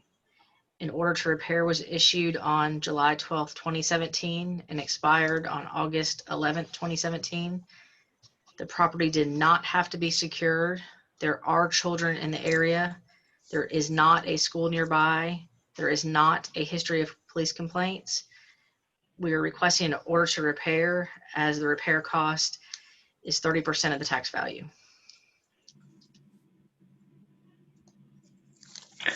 Thank you. And Mr. Green, can you tell us what's been happening? I have that you were last at our February meeting. Tell us what's been happening since then. Okay, first I'd like to address the question that I was just asked about being online or being in person. Both Roddy Covington and Troy Powell both did an excellent job of explaining that I had both of those options. And they did a fantastic job, and I chose this. So I appreciate them. I appreciate that. Yeah, I appreciate them being thorough and letting me know what my rights are. The mess that you see in there right now, yesterday, whenever Roddy had showed up, we had just tore up the kitchen cabinets, beautiful kitchen cabinets. I hated to see them go, but we needed to get to the subfloor. And anyway, let me get over here to my notes so I can stay on track. Right now, since our last meeting, we've had seals, bands, floor joists, foundation repair, leveling, waterproofing, drywall, all of that work, probably estimated around $15,000 worth of work has been completed since our last meeting. Much more would have been completed had we did not have this pandemic. I even paid one worker to get some work there, and they never finished what they started, unfortunately. I am wanting to do much more than just meet minimum housing. I'm wanting to do a complete remodel of this property. I presented a blueprint, some new blueprints that were drawn up for this house, and they were given to James Wolf yesterday with the City of Greensboro Lead Safe. This house is part of the Lead Safe. So there's a lot of work that they're going to be doing on the behalf of this property as well. The amount of time I'm going to request, I think it's going to take me less, but I just don't know because of this pandemic. I don't want to have to keep meeting up with you guys. I'm going to get this done. I got a great history on getting work done, quality work. I'm going to put in choice cabinets with granite countertops. This is East Greensboro. I have been doing Section 8 landlording for my entire life, 51 years since I was in my mama's belly. I've had wonderful tenants. I know everybody at the GHA personally. I've been not everybody, but so many people. We're going to make this house really, really, absolutely incredible. It's a solid house. It's even more solid now since we got a lot of work done to it. But I am going to request 6 months if you guys will grant it to me. I'm hoping to get everything done in a much shorter time frame, but I just don't know with this pandemic. Also with the Lead Safe, meeting with James Wolf yesterday, He stated that some of the work that he would need to get done would take him probably 2 months to get everything organized and get done. And he can't start to get organized to get it done until I get certain things here done so he can come in and do what he needs to do. And I respect that. I just know it's a progression, progression. Let me see right here. Just give me a second. Allow me to go over my notes just real quick. Hey, while you're doing that, Sure. I got a quick question for you. How long have y'all owned this property? I would say probably 10 years. All right. So out of sheer curiosity, in 2016, the tenant who was living there had no heat, and it says here had high level of electric problems and was not having good water flow. That's how it got called. That was on March 23rd, 2016. Has anyone lived in there since they moved out? Since Brad Tolbert, who has since retired a while ago, was there to look at it? Right. The people which you're referring to have now moved out. The water flow, I believe, may have just been something dealing with the cutoff. The heat at that time was only plug-in baseboard heating, nothing exceptional. Somebody had stolen the right there. You can see where it's missing in the photograph. Had stolen the air conditioning unit, unfortunately. So did y'all replace the AC unit? Are you telling me that you all had a tenant in there during the summer, a North Carolina summer with no AC? No. As you see, the air conditioning, there was plenty of air conditioning units that they had. That anytime anybody needs AC units, I'll buy them. This house from the get-go was only intended for renovation. Anybody that has stayed here were people that were often non-paying tenants, somebody that was just in a bad situation that needed a place to stay, that for whatever reason didn't fit in at the shelter. I am not a ministry, but I guess in a way we all are in a ministry here. Does that mean that since you're in the ministry, you would make sure that they have very good, affordable, or in their case, without affordable heat and AC? Because it says here. Yeah. If you pull my Duke Power records, you'll see that I was paying the power and the water bills mostly. Was that not included in the rent, or is that just you took it out and paid for it? That's me providing, often providing. Because it says here on December 13th of 2017, you were looking to have a gas line specialist to repairing the heating system. So if I did from March 2016 to December of 2017, that's over a year, and there was still a heating issue. So one reason why is because not your department, but I entered a RIP program, RHIP. I don't know exactly what that stands for. Paid the $300. I got approved. I met with a city official there, went over everything that needed to be gone through, what all wanted to done, what all had to be done. But I wanted more than just the minimum done. He explained to me at that time about the process of getting bids and what all would need to be, how that, he really educated me. He explained to me that you guys don't take the lowest bids. You don't take the highest bids. You already know about what it costs to replace a window, what it costs to replace a door, what it costs to do this, what it costs to do that. And you look for a targeted bid that comes into what you expect it to be. You think somebody too high is ripping you off, somebody too low probably doesn't know what they're doing, he explained to me. He also explained that it was going to be a complicated thing to bring in to get the bids. He said, you don't just call up 3 or 4 people and they come out and give you bids. He said, you might have to call out 16 people just to get 8 bids to choose from. And then from there, he explained how you start eliminating which ones you don't choose to do this. From that point on, since then, I have at my last meeting, let me turn this off, excuse me. At my last meeting, I'd even brought in documents, which nobody asked me questions like you did on the last one, that was showing the city's involvement with this. So I dropped the ball on the fact that I should have just trusted myself and moved forward on my own, not relied on anybody else, and just got done what needed to be done. But unfortunately, I wasn't relying on myself. I partnered with the city of Greensboro. I was expecting for some people to do what they said they would do. And for whatever reason, it got dropped. I've got countless emails and recorded calls on my Skype here where I did communicate with people about what was taking so long. And since then, I've just given up. I have guess. another question for you, sir, Mr. Green. Yep. So if I do the math on this, March 23rd, 2016, then it goes March 23rd, 2017, so that's 1 year. March 23rd, 2018, that's 2 years. Yep. March 23rd, 2019, that's 3 years. And now we've now passed March 23rd, 2020. That's 4 years that this property's been in a limbo, so to speak. So I think it's been more than that, actually. Well, if you can speak to why it has not been repaired, I think a lot of the commissioners would like to know that, because quite frankly, an outstanding bill of $1,040 for I guess your accrued penalty, which I need to ask city council. I'm gonna ask the city representative about that in a couple of seconds. But is there any reason why over 4 years you have not been able to get this property up and running? Yeah, I just now explained that to you. Now, since I'm no longer relying on the city to do what they said they were going to do for me, and I'm referring to the Lead Safe RIP program, not Lead Safe. Lead Safe, my family was the first recipient in Greensboro for the Lead Safe program. Since RIP never followed through, I'm sure there's good reasons why they didn't. I have no idea what that was. I have since taken this upon myself, and whenever I take anything over, I'm determined to do it. I'm going to get it done. I've spent over 12 months of the last 2 years in hospital beds, 4 different hospitals myself. And even if I'm dead, it doesn't matter. This work still has to get done. So it's not an excuse, but you're asking me targeted questions. So I'm going to try to answer them intelligently for you. With necrotizing pancreatitis, which is my doctor said I would have been better off with cancer with a 30% mortality rate. 1 out of 3 people don't survive. But I'm back up and running.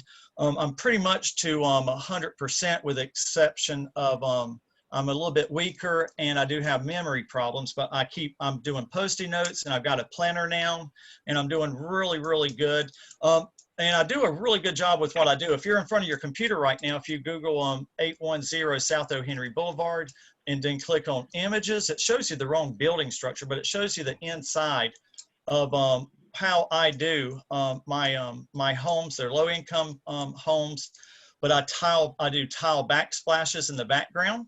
I've already bought the ceramic floor for this house over probably close to almost 2,000 square feet of tile I've already purchased for this house. Beautiful. I don't put anything in that is easily destructible. I get rid of carpet. I go in. I used to live overseas. I learned the quality and how to appreciate porcelain, clay, and ceramic tile. I'm going with granite countertops for the house. And just do a really knockout job. So now, to answer your question lengthily, in the past years, the house wasn't bothering me. You guys didn't seem to mind because you knew that the RIP program existed and they were going to do something. So I allowed it to stay in limbo, not apathetically, but it was actually nice not to have that burden on me at the time because I was able to do other things. And in the last couple of years, I was able to survive an ordeal with necrotizing pancreatitis. But now there are no more excuses. I'm on it, and I will impress the city of Greensboro with what I do. I got a quick question for you. And I do have a good history with the city of Greensboro. I am, my father, myself, and my brother are the 3 people that finished Project Homestead that, was a disaster. I'd like to, if you don't mind, sir, I'd like to ask Don Sheffield a question. I think he has. Mr. Brown, Mr. Sheffield has been requesting to speak. So okay, that's what I was saying. I wanted Don Sheffield to get a chance to say something. Mr. Okay, yes. Yeah, okay. First off, for the commissioner's reference, air conditioning is not required by code in the state of North Carolina. Heat is, not air conditioning. Correct. So if he doesn't have air conditioning in there, that's fine. I grew up in a house. Well, my house didn't have air conditioning until 5 years ago. Ceiling fans. And Mr. Green, for the record, we were out there on 2/24 of this year and turned down your framing. We have not been back out. Okay, there are people out there. We're supposed to be out there today, and I guess you're referring to the framing in the basement area. We went out for a framing inspection.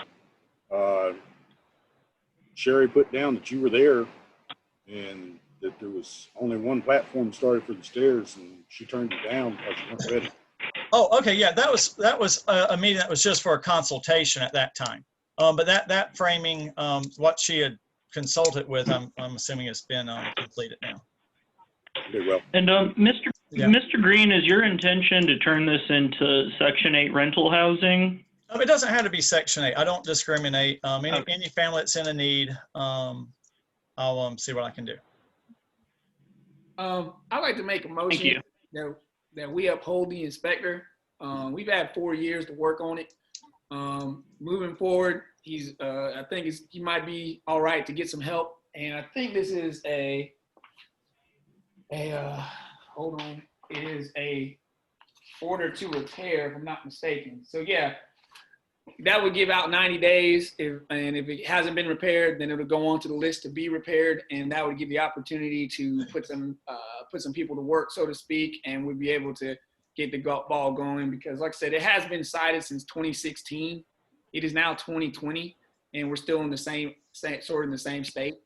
That's gonna be my motion. And if I would like to repeat again, 90 days is a wonderful amount of time, but with the amount of work that I would like to do, like I said, I have got wonderful blueprints already turned in to this Mr. Wolf. It's not a feasible amount of time to get as much done as I want. I could go in there and focus on just code compliance. I could finish the bathroom that needs to be finished, but that's going to be torn out. It's going to be a hallway if I do the renovation. I can go ahead and put down the kitchen floor, have it waterproof to meet code.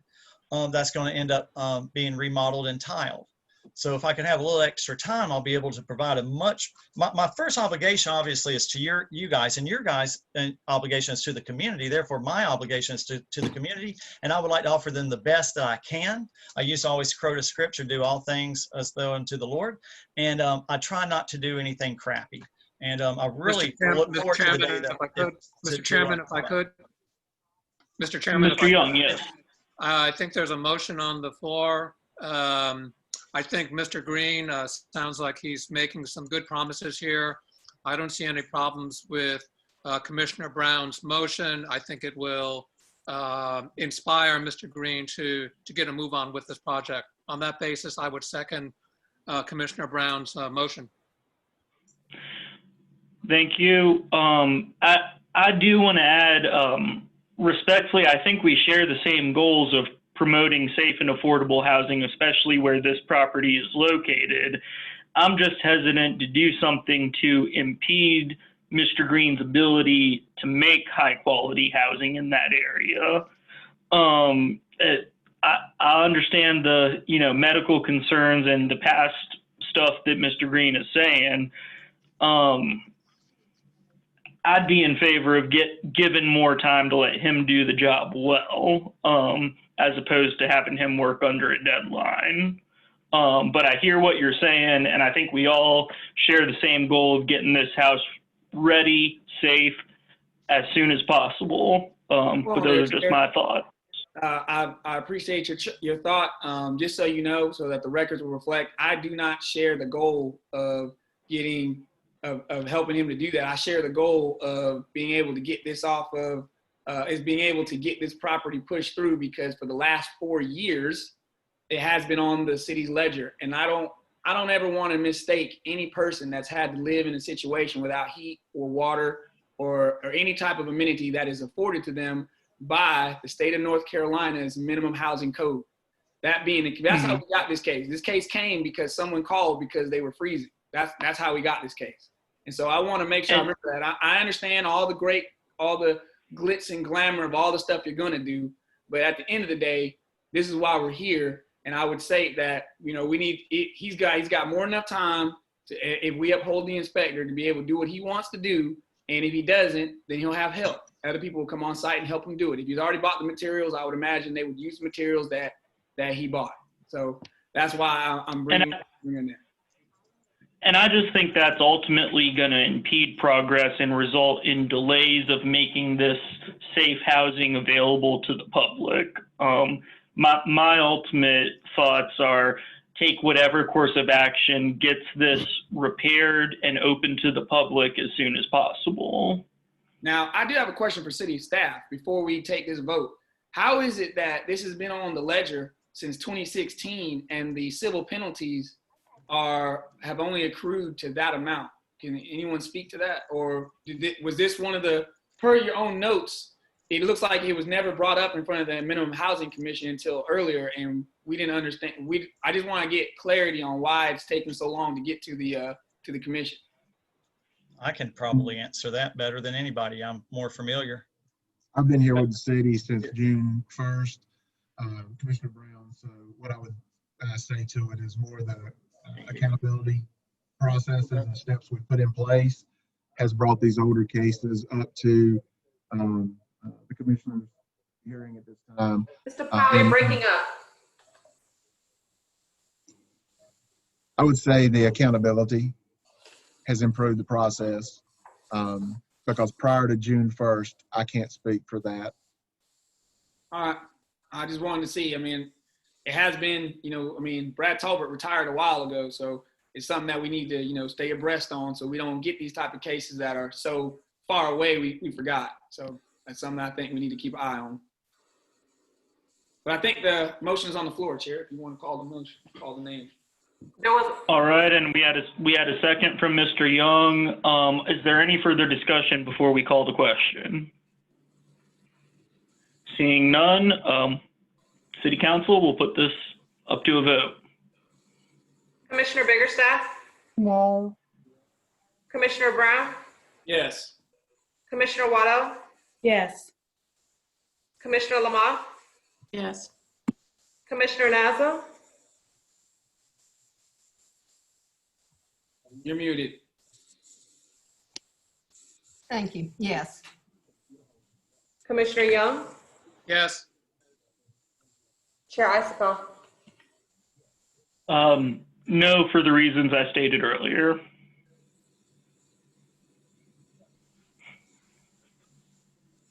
So I believe that Council Pressa, what was the tally on that vote? It was. I'm sorry? He asked what the tally was on the vote, and the yeas had it. Yeah, it passes. All right, so that passes, and this is an order to repair. I just have a couple So questions. we will. Is the video Go being ahead. shown? Is the video being shown a fair and accurate depiction of the property? It is. Were all Were all parties of interest served with notice of this hearing?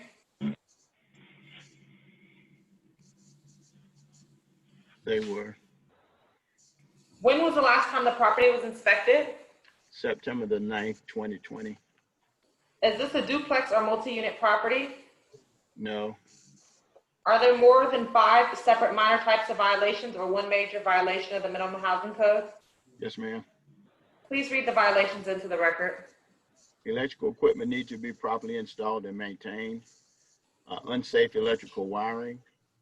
Missing smoke detectors. Missing carbon dioxide detectors where required. Closed drawer exhaust system are required to be independent of other systems and shall be exhausted to the exterior. Duct system must be capable of performing required functions. Heat and gas is not on at the time of the inspection. Water heater facility shall be properly installed and maintained. Unclean and sanitary floors, ceilings, and walls. All cracked or loose plaster, decayed wood, or other defective surface conditions shall be repaired or replaced. Rotten flooring must be repaired, building permit required. Loose floor covering must be repaired or replaced. All exterior doors and door frames shall be kept in sound condition and good repair. All windows and window frames shall be kept in sound condition and good repair and weather tight. Foundation wall ventilations not maintained or missing. All accessory structures, including detached garages, fences, and walls, shall be maintained structurally sound and in good repair. That's it. Thank you. Thank you. I'll read the findings of fact and order into the record. The property involved in this matter is located at 1008 East Side Drive, Greensboro, North Carolina. The property owner and all parties in interest in said property have been properly served with all complaints, notices, or orders issued in this matter in compliance with the law. The property owner and all parties in interest were afforded their due process rights in compliance with the law. The property in question has more than 5 separate types of violations of any of the minimum housing code standards, and the cost to repair said violations is less than 50% of the value of the structure. The continuation of the dwelling in its current condition is detrimental to the health, safety, morals, and welfare of the people within the city of Greensboro and is unfit for human habitation. Based upon the foregoing findings of fact, it is hereby concluded that 1, this matter is properly before this commission, 2, the described structure is dangerous and unfit for human habitation, and 3, the order of the inspector is proper in all respects. Therefore, it is ordered, resolved, and decreed by a vote of this commission that the inspector's order to repair is upheld. This is the 10th day of September 2020. And Mr. Green, what this means is an order has been entered to repair. You have 90 days before the city would take any action. After 90 days, the city would put this property into the queue of properties to have contractors go out and fix the violations. If the city does that, there's going to be a lien on the property. So at any point, if you finish the code violations, let your inspector know and they can close out the housing commission case so that doesn't happen and there's no lien on the property.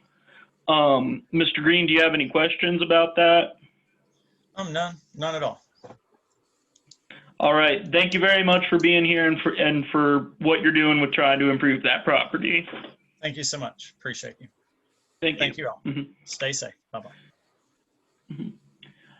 And for the commission, I'll say we typically take a break around 3:30, and it is 3:30 right now. I'm happy to either take a 5 or 10 minute break or keep pushing forward. Does the commission have any preference? I think we should better keep going forward because we have a limited time. I think some people have some limited time frames. They ain't gonna be able to stay the whole time. All right. Anyone else? Well, let's keep pushing forward then. Next up is 507 Ireland Street.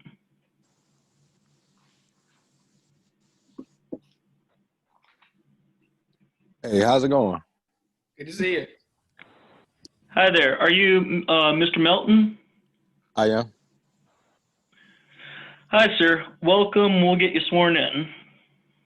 Hi, Mr. Milton. Please raise Hi, your how are right hand.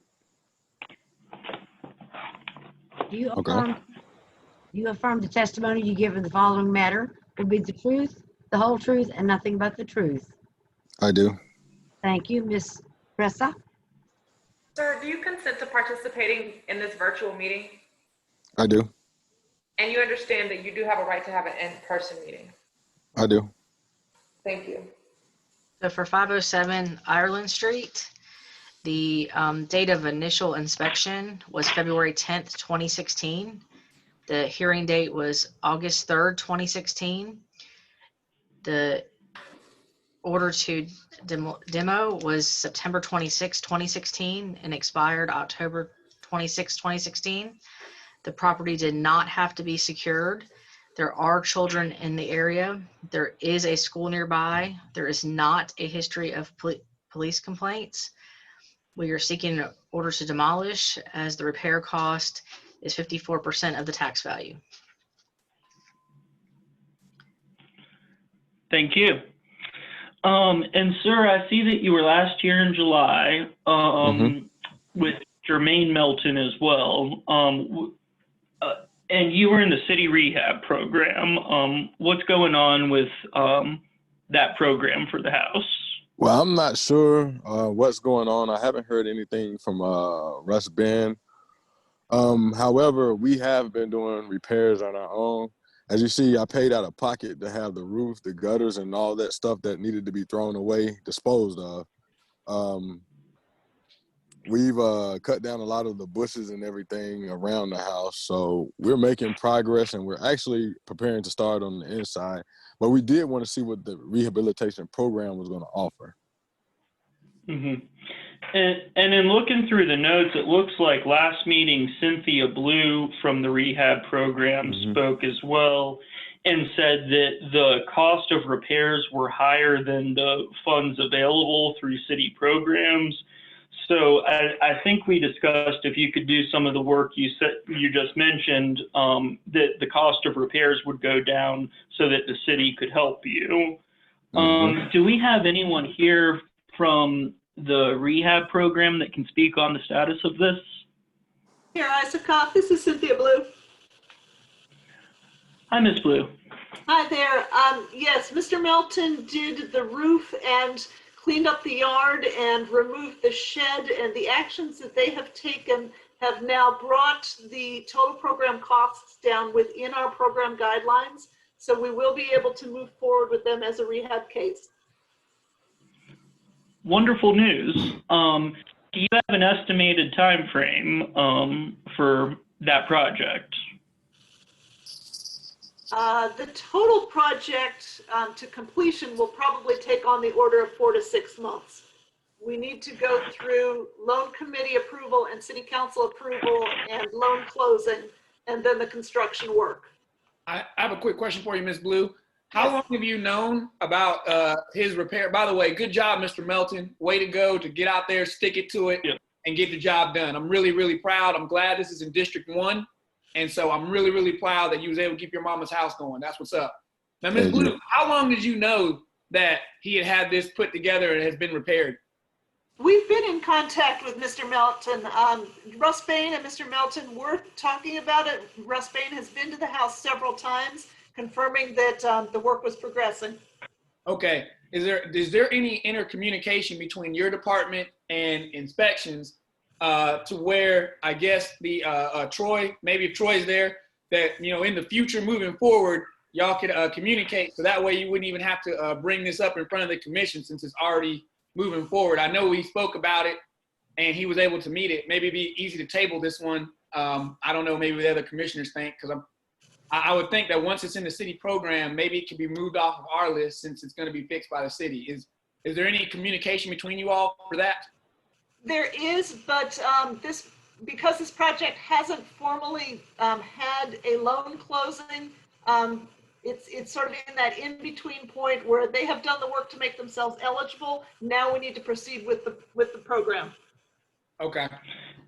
I just wondered. And I think, Mr. Brown, we're required to keep, once cases are opened, we keep them with us until the violations are fixed one way or another. I agree. Yeah, that's right. Yeah. But there has been a couple of cases, Chair, you might remember last year around the March meeting, we had that case where the two houses were together. That I guess they were built together, and they went into it was for the elderly woman. It went into the rehabilitation program, and then we really never heard anything else more about it until it was completed.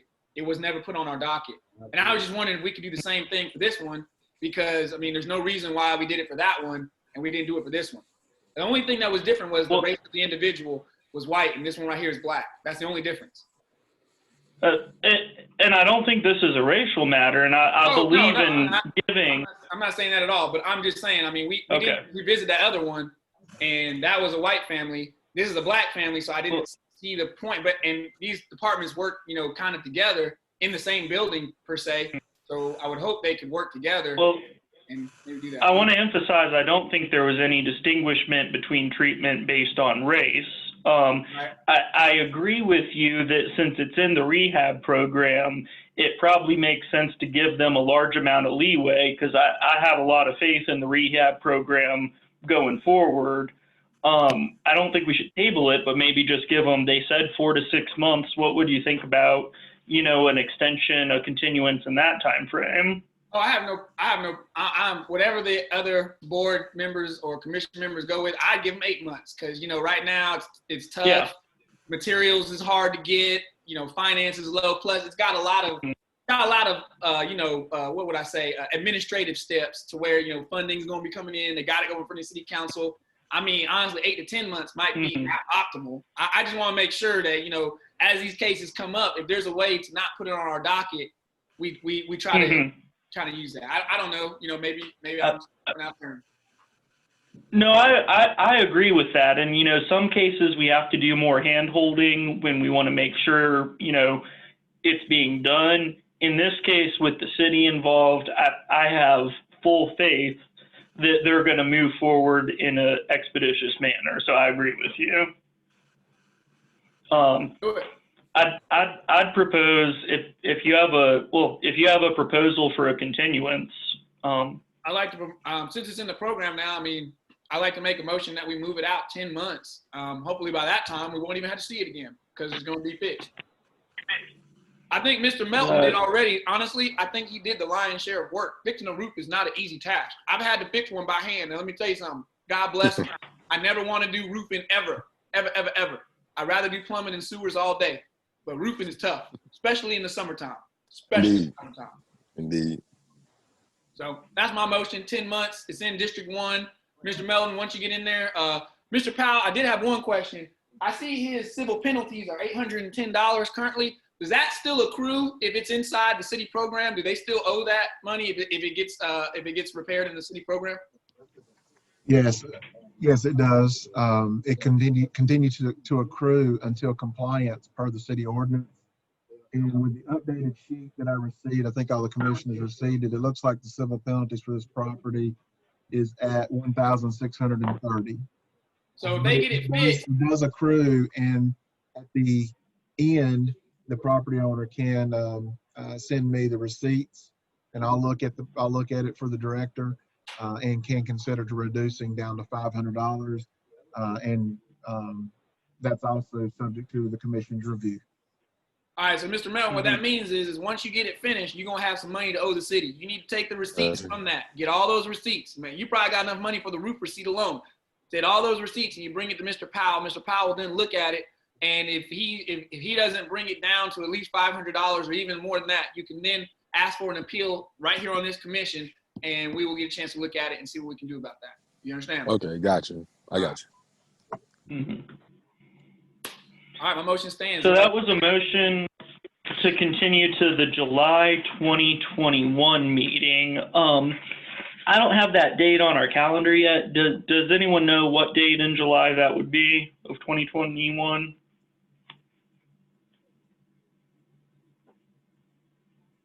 I believe it's It'll July be July 8th.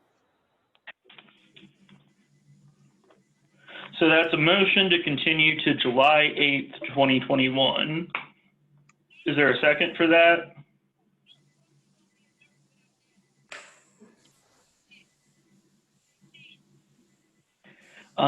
Seeing none, that motion does not go to. I'll go ahead and second. I Sorry. was making a motion. I was just trying to find my mute button. A second. Okay, was that Ms. Waddell? Yes. Okay, so we have a second from Ms. Waddell, and I'll note Mr. Young seconded as well. Any further discussion before we call the question? Seeing none, let's call the question. Commissioner Biggerstaff? Yes. Commissioner Brown? No. Commissioner Waddell?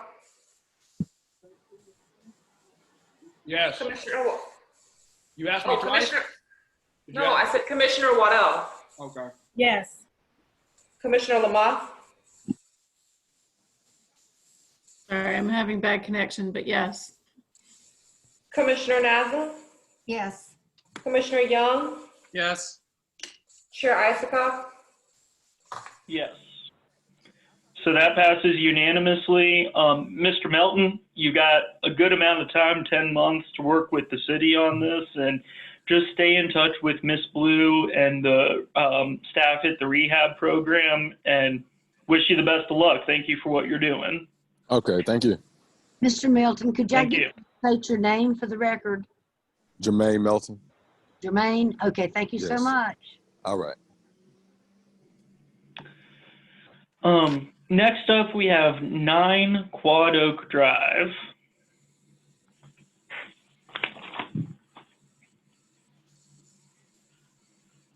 Is there a Shannon Lovett here or somebody representing?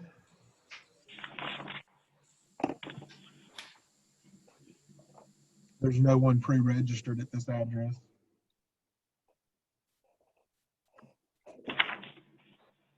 Do I need to make a motion to strike this one and just move it to the next one? Do we need to do that, or what should we do in this case? If we don't have, if they're not here, then they're not consenting, so we would move to the next item. Next one. There is a So Zoom user.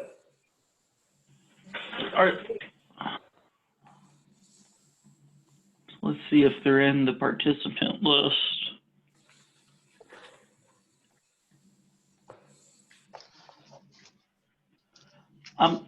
I'm not seeing a Shannon Lovett participating in this meeting. Are y'all seeing any differently?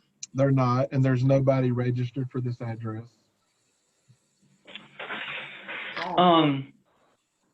In that case, with no consent, should we move that to the next in-person meeting? We'll just pull it, and if they're willing to consent next month, then we'll put it on next month. But if not, we'll put it on our in-person meeting. Okay, thank you. So we'll move on to the next case, 1214 Moody Street. Yes, that's me, Mr. Washington. Mr. Washington is here. Yes, I'm here. Can y'all hear me? Hello, Mr. Washington. How are you doing? I'm doing well, thank you. Mr. Washington, would you raise your right hand?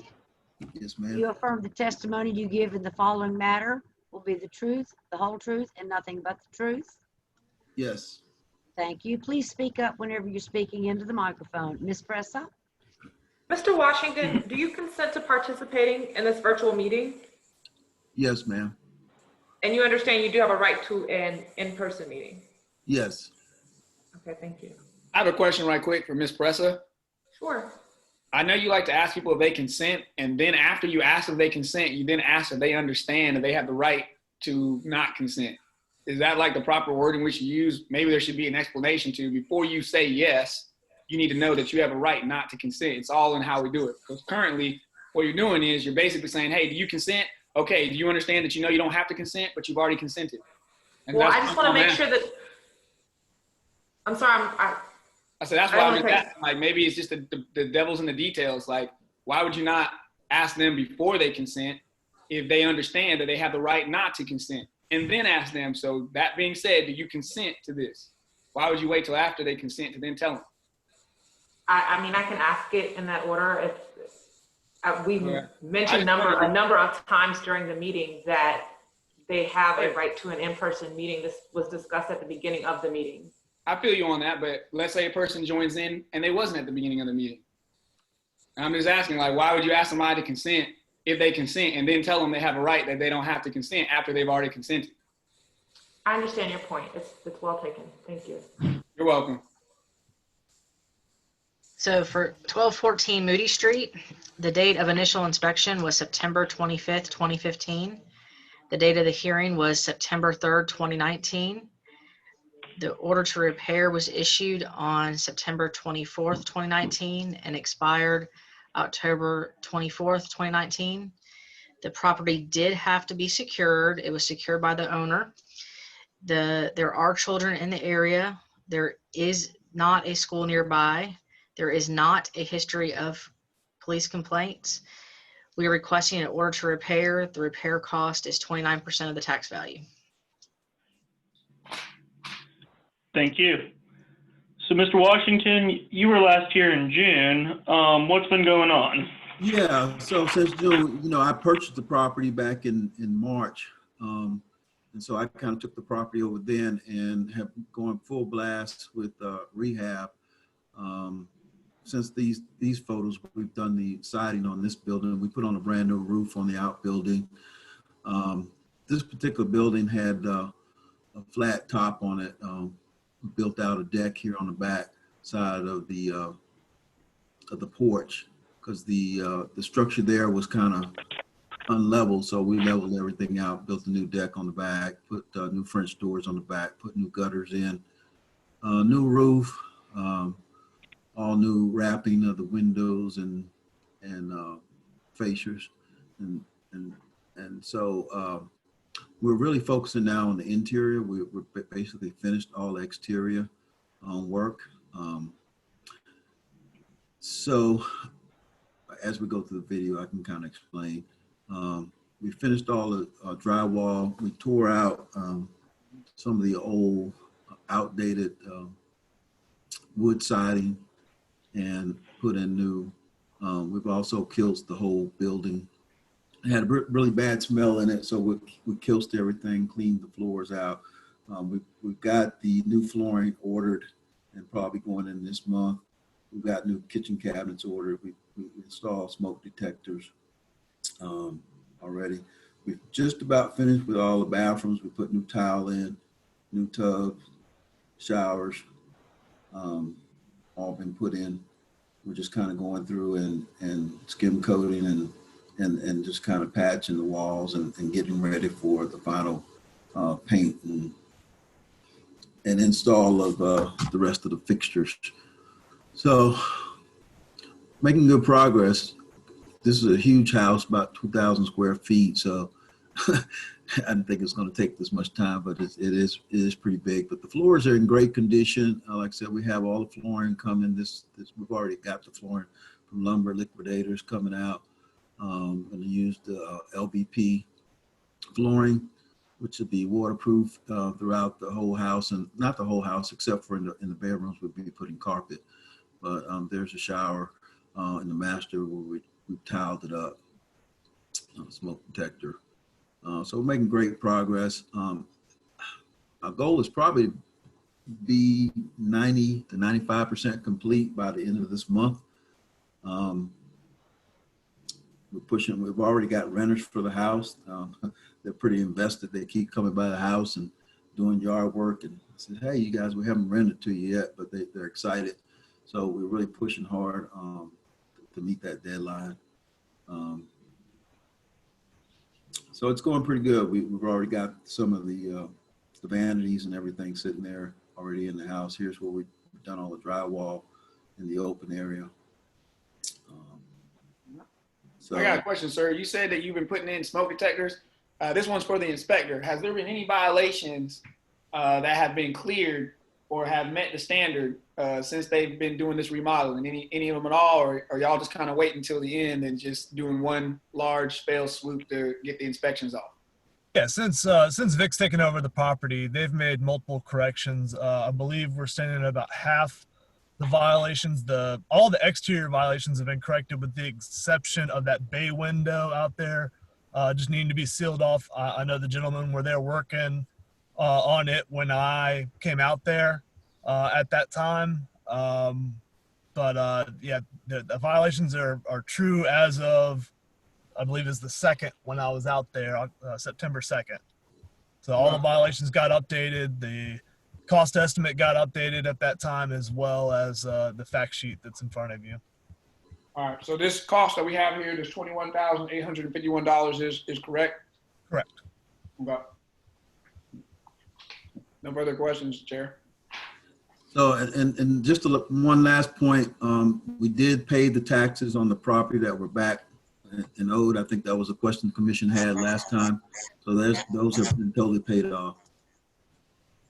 Awesome. Thank you for doing that. That's good to hear.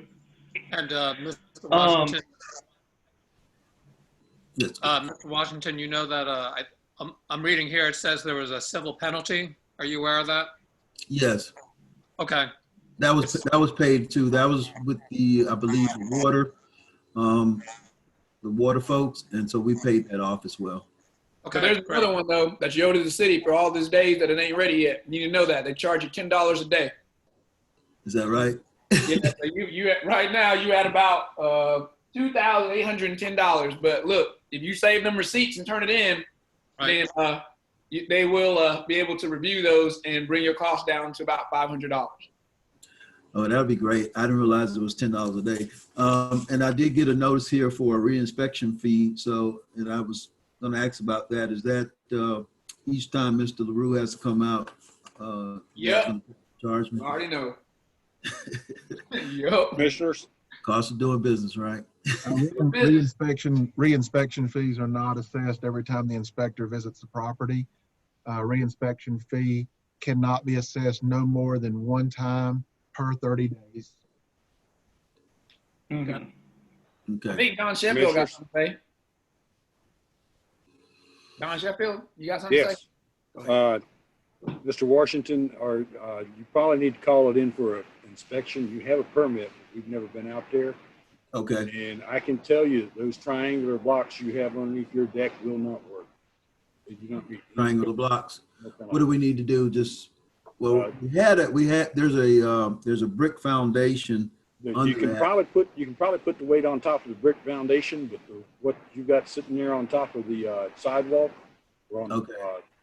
We can change that and probably we can put that in this with cement. We can do that with cement. Yeah, that right there will not work.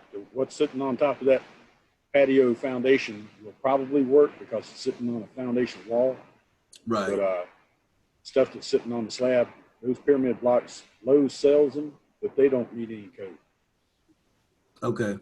Yeah, what we'll do, we can always dig those out and just put some cement there. And I'd go ahead and call it in for a framing because I saw some open walls in the bathrooms and stuff before you cover it up. Okay. Okay. I'll do that. And Mr. Washington, what's the time frame you're looking at going forward for this? Like I said, I've got kitchen cabinets already sitting at Home Depot. I got the flooring sitting at Home Depot. Bathrooms already done. Everything's done. We're looking probably the end of this month to complete it, but realistically, maybe 15 days into the following month. I want to be done before this next meeting, just because I've got renters really pushing me to try to occupy it, and they've got to lease somewhere else. We've already, I think, 30 days past the time we promised that we'd be finished. I'm thinking about 45 days at the most. If we gave you 60 days, you think you could finish it in that time frame? I think so, definitely. I don't even want to be 60 days out because I promised these people I'd be done. Let me ask you a question. If I get done before the next meeting, you don't gotta come back. You don't gotta come back. What's that? If you get done, you don't gotta come back. Oh, okay. So I just call Just make sure to call the inspector. Okay. Yeah. Jerry LaRue is an outstanding inspector. Trust me. Yeah, he's great. He's one of the best out in the business. You call Jerry LaRue, he'll take care of you. He'll get you where you need to be. All right, cool. Well, I'm going to make a motion to continue this till November 12th with the hope of not seeing it. Second. All right, any further discussion? Seeing none, we'll call the question. Attorney Commissioner Pressa? Biggerstaff? Yes. Commissioner Brown? Yes. Commissioner Waddell? Yes. Commissioner Lamont? Yes. Commissioner Nassam? Your mic is off. Yes. Thank you. Commissioner Young? Yes. Chair Isikoff?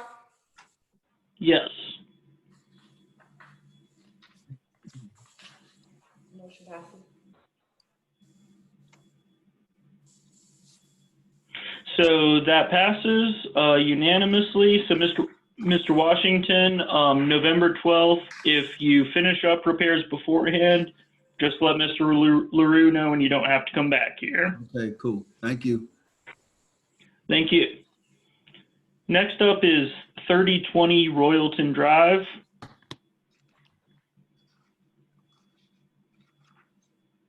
Here. Hi there, how are y'all doing? Fine. We're doing well. And are y'all the Mr. and Mrs. Crandall? We are, yes. Welcome, we'll go ahead and get you sworn in. Hi, Mr. and Ms. Crandall. Would you raise your right hand? Do you affirm the testimony you give in the following matter will be the truth, the whole truth, and nothing but the truth? Yes, we do. Thank you. Ms. Pressa? And ma'am and sir, do you understand that you have a right to have an in-person hearing before the commission? We do, but because of COVID and underlying health conditions, we didn't want to have an in-person meeting, and we weren't sure if you would do one. It was explained to us that, you know, we did not have to do this online. And thank you, Mr. Brown, for, you know, reaffirming our rights and letting us know we aren't penalized if we didn't appear online. We appreciate that. You're welcome, Ms. Crandall. Don't worry. That's why I'm here. Thank you. And do you consent to participating in this meeting virtually? Yes, we do. Thank you. So for 3020 Royalton Drive, the initial inspection was done on February 16th, 2018. The date of the hearing was April 17th, 2018. The order to repair was issued on April 30th, 2018. It expired May 29th, 2018. The property did have to be secured. It was secured by the owner. There are children in the area. There is a school nearby. There is not a history of police complaints. We are requesting an order to repair. The cost of the repair is 13% of the tax value. Thank you. Mr. and Mrs. Crandall, you were last here in June. What have y'all been doing since then? Well, we contacted a couple of contractors who told us that they were 4 months out, and we've been to, we live in Charlotte, and we've been to Greensboro 3 or 4 times, and we have a point person that we've met with, and he informed us today we've already put some money down. He has repaired the glass in the back door. He has removed the wood trimming, and if it doesn't rain, we already have someone in place that's coming out to do the vinyl wrapping on replacing the wood trimming. That dollhouse door has been covered. And that's pretty much it. We've met with somebody there in Greensboro, and we're trying to do a lot of things by phone because we're a little hesitant meeting with people who don't wear a mask. And you're kind of afraid to, you know, speak to them about putting on a mask, but we're trying to do the best we can to get it up to code. Absolutely. I understand the COVID concerns. There was, at the discussion last time y'all were here, there were some issues regarding an outstanding tax bill. Has that been addressed at all? No, we've paid our taxes. Okay. Yeah. I'm seeing, oh wait, I apologize. I was looking at the notes for the last property. So oh yeah, we kept the taxes up every year. Wonderful.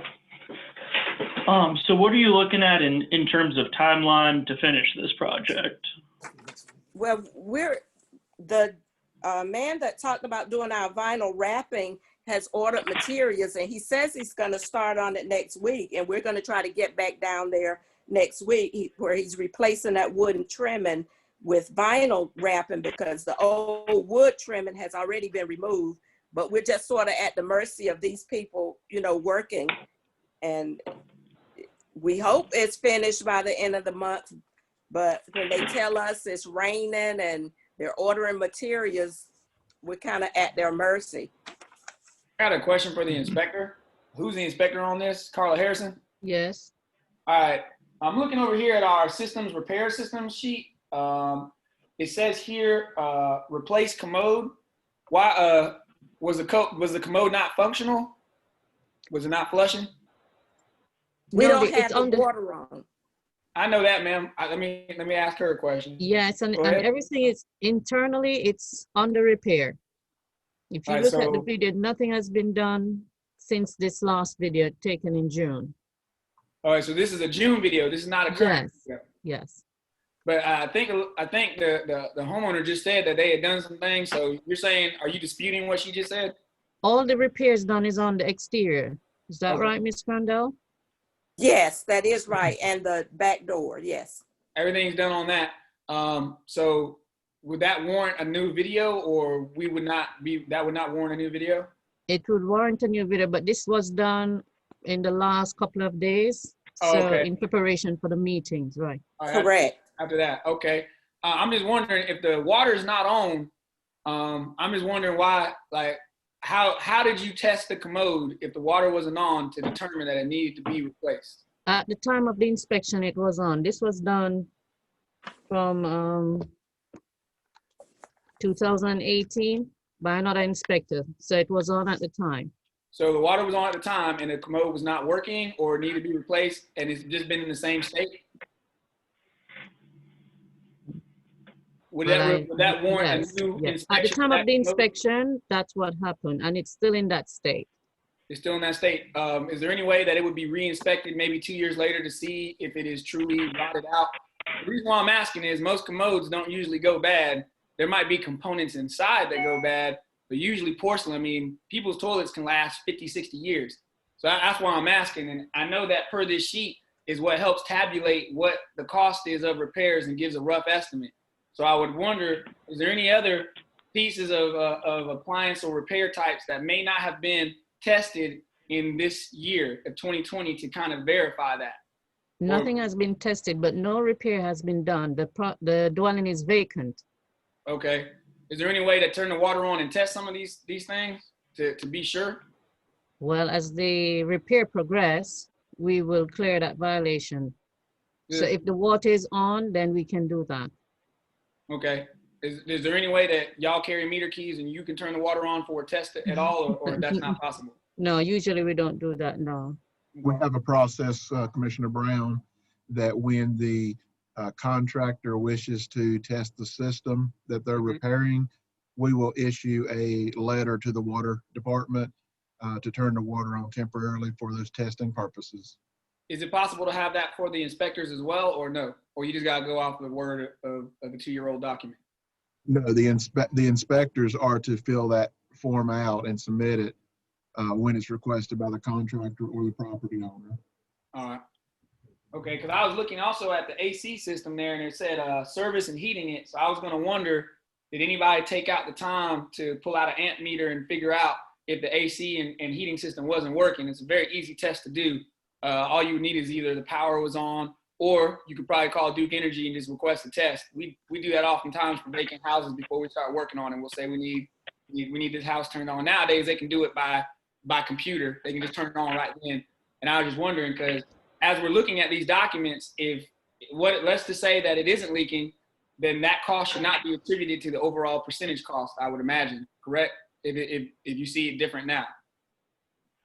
If the repair is done and it's tested, it will be cleared.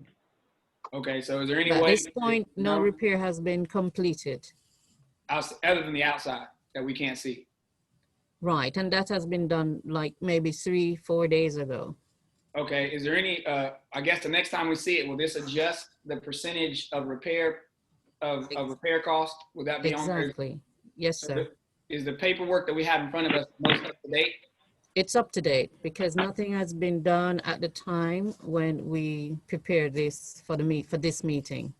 Okay, but it is done now.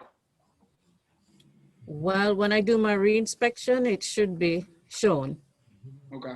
and updated. I want to make sure that the homeowner gets all the credit as they work towards putting stuff together and getting it in there. That's why I'm questioning about it. I want to make sure that if something is broken, it has been thoroughly tested and shown that it is broken in every aspect and is currently up to date. Because I see we got a lot of stuff on this video where clearly they're putting up smoke detectors and things like that. That's why I was asking. Okay. No other questions, Chair? So at this point, we have some work that needs to be done. Mr. and Mrs. Crandall, did you give me a time frame for how long you were looking to get to do that?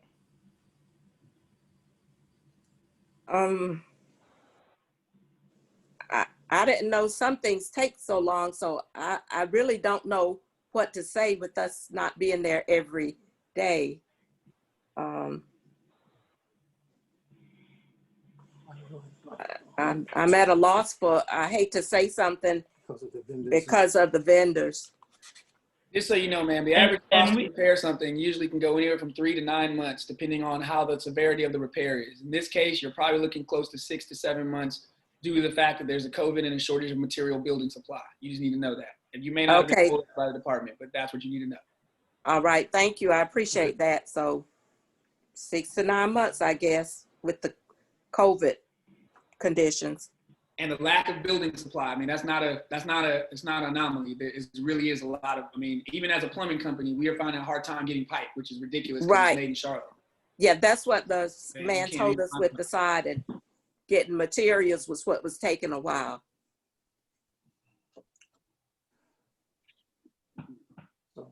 Well, commissioners, it sounds like, I mean, I'd be in favor of giving more time for the Crandalls to complete this. What would y'all think about a check-in in a couple months? Oh, sure. If we brought you back here, not with this being the final meeting, but just to see how things are going like we're doing now. That'd be great. Okay. And commissioners, is there any discussion? I would like to make a motion. We give it out 4 months, and that'll give them enough chance to get done with the outside. They can start moving into the inside. Because, I mean, you're going to hear this. I think all the commissioners need to know, you're going to hear this a lot. There's more work than there's people. And that's just what it is. Like, there's more work than there's people. Right. And there's more work to do than there's stuff to do it with. And if you think I'm joking, go down to the Home Depot or Lowe's. They've made huge gains in their profit sharing and profit margins because everybody buying everything up. So, I mean, Mr. Brown, what I'm hearing is a motion to continue to January. I second. Any further discussion? Let's call the question on that. Mr. Chair, you said January, but if he's saying 4 months, that would be December 10th. and let's move it out 5 months. That better? Well, wait, if we're doing, if it's September right now, 4 months would be October, November, December, January. Right, I'm sorry, I was looking at August. You're right. No worries. And what is the January 2021 date? The 14th of January. 14th. All right, so we have a motion and a second to continue to January 14th. Let's go ahead and call the question. Commissioner Biggerstaff? Yes. Commissioner Brown? Yes.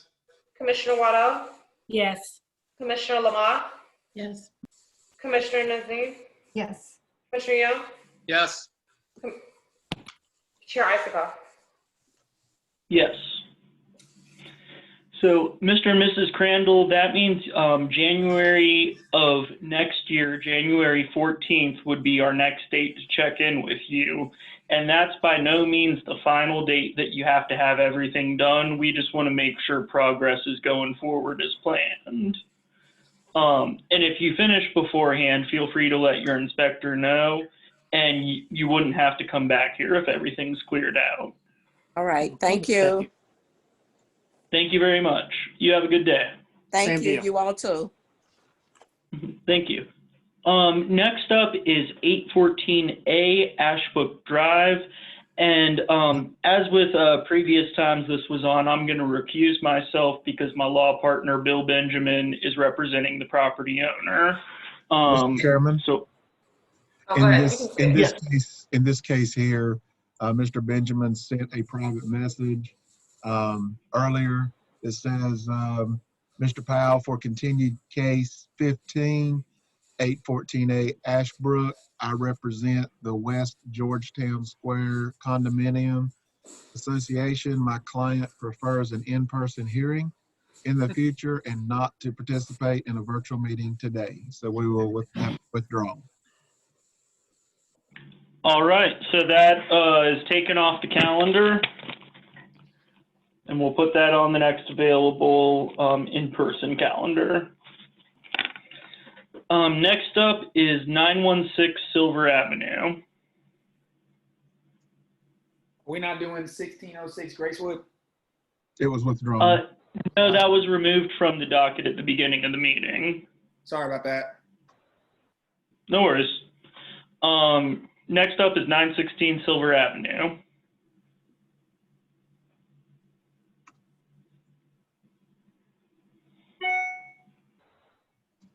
Do we have anyone here? Ms. Nolasco? Yes, I'm here. Hello? Oh, There you hi go. there. Yes, sir. Can you hear us? Yes, I can. Wonderful. Could you please state your full name and address for the record? My first name is Omar. My last name is Nolasco. 916 Silver Avenue. Do you need my home address or the house? No, that's fine, and we'll go ahead and get you sworn in, sir. Okay. Mr. Lasco, please raise your right hand. Do you affirm the testimony you give of the following matter will be the truth, the whole truth, and nothing but the truth? I do. Yes, I do. Thank you. Ms. Pressa?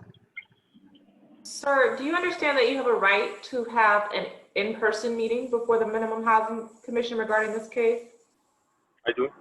And do you consent to participating in this virtual meeting? I do. Thank you.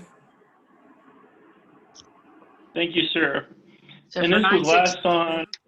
For 916 Silver Avenue, the date of initial inspection was March 10th, 2020. The date of the hearing was March 23rd, 20.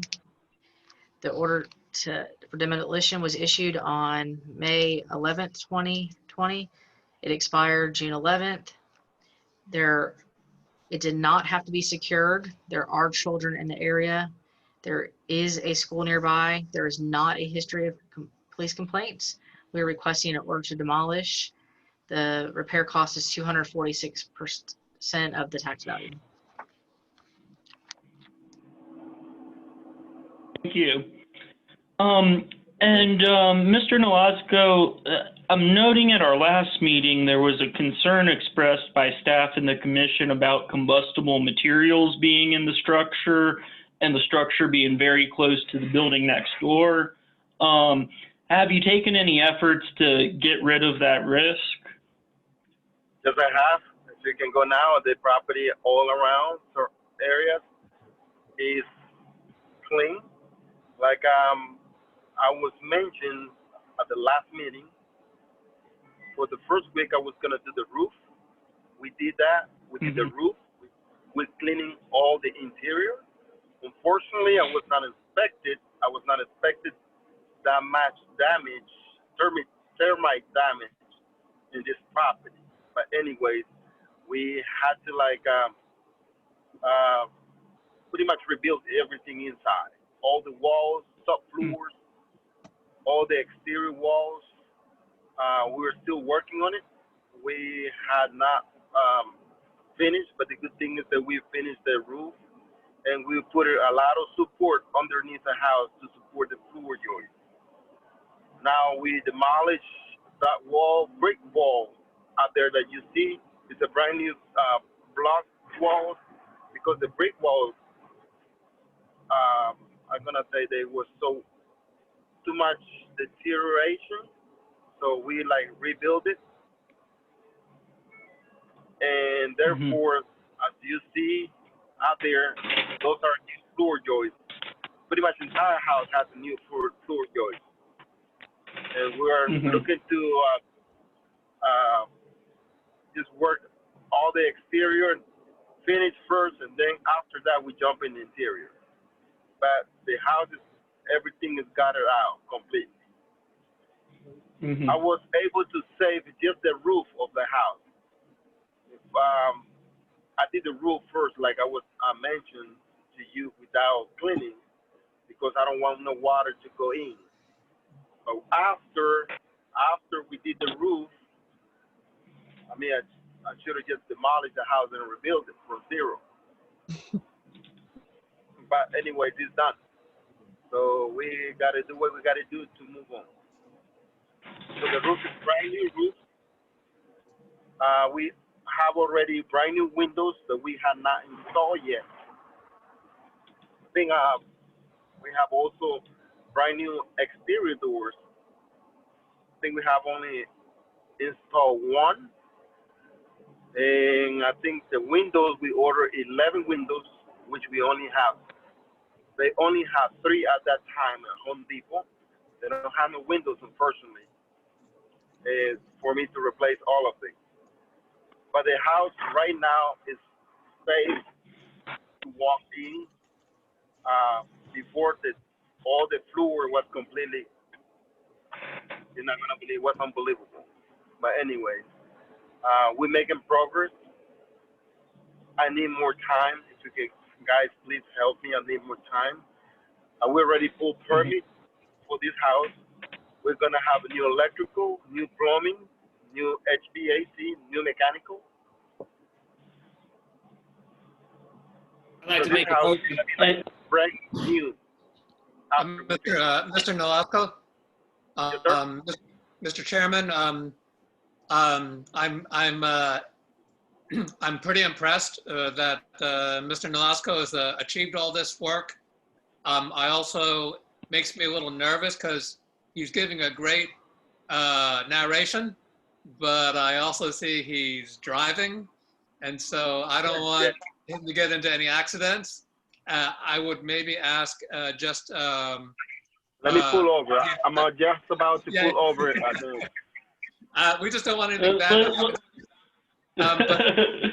But that's a very fair point, Mr. Young. I've been waiting since it's I'm gonna say 1 o'clock or 1:30, and I have stuff that I need to do. So I'm really sorry. I know, but let me pull over so that way we can continue, please. Yeah, don't crash. Do not crash. That's fine. Absolutely. And you know, this is one of those things where maybe we could talk with city staff or whatever to see what's going on. Yes. Where we could state, hey, you know, we have these things right here. I mean, we're not in person and people's lives are still going forward. If a person is driving and they get into an accident on our account, I would feel very, very badly about that. Mr. Noresco, Right. I'd like to make a motion that we extend this out 4 months to January 2021, the January 20th meeting. It's clear that he's doing what needs to be done. As you can hear from his own words, that the supplies are limited and manpower, obviously, for him is not limited, but supply is limited. Let's not have his, you don't know, he might be on the highway or something. Let's not have somebody on the side of the road. I like to make that motion 4 months to trying to check in. That's my motion for now. And based on Okay, Ms. we have a Adams' motion to continue. I'll second that. We have a second from Ms. Lamont. Any further discussion? Then we'll call the question. Commissioner Biggerstaff? Yes. Commissioner Brown? Yes. Commissioner Waddell? Yes. Commissioner Lamont? Yes. Commissioner Nazim? Yes. Commissioner Young? Yes. Chair Isikoff? Yes. So, Mr. Nolasco, that means if you can come back here on January 14th, either virtually or in person if we're doing that then, and just let us know where you stand. We're just looking to see progress between now and then, which I have no doubt that you're going to do. Thank you. I appreciate that. Thank you, sir. You have a good day. Drive safely. Drive safe. Thank you, all of you. Thank you. Okay, bye-bye. And that concludes our continued cases. I'm going to make a point of personal privilege that I would very much appreciate a 5-minute break. If anything, just a restroom break for people. Is anyone opposed to taking a 5-minute break? Seeing none, let's do a very brief recess. It is 4:22. Let's try to be back going by 4:30. And seeing no objections, I'll hold us in recess till 4:30.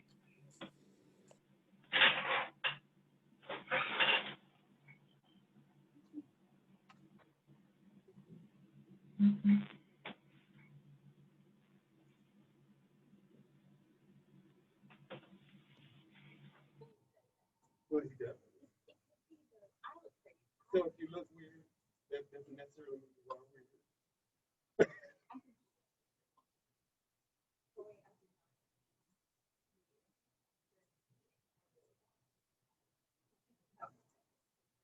He's supposed to go into that.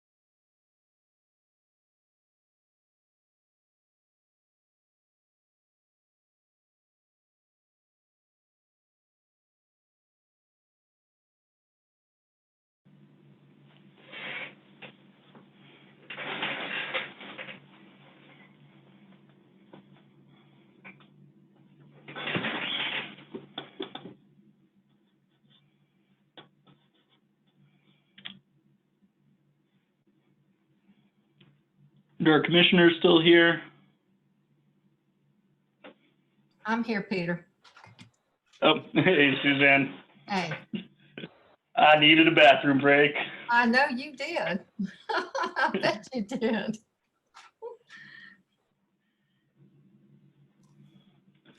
I'm still here too. Catching up with the emails. I know what you mean.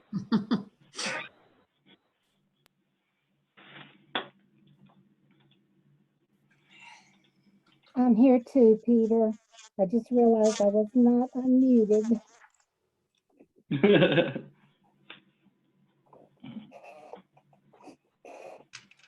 I think we're all pretty nervous about the last person driving and answering all our questions. Yeah, I may start including that in kind of the opening instructions of if there's any reason to postpone or like within the meeting, just change your docket number for personal reasons, we can do that. One thing we could consider doing is having our cases first and then any discussion with us later. Just postponing, you know, just commission. Yep. Because I know I have some, a couple of A&T folks who will be at my house. I don't know when, but I will certainly, there are a couple of professors I will need to spend a little time with when they get here. So other people may have that too, but I will let you know if I have to get off. Okay. And I'm hoping we only have 4 cases left, and then the withdrawals and rescinding and our last agenda item. So I'm hopeful we can get out of here relatively soon. Good.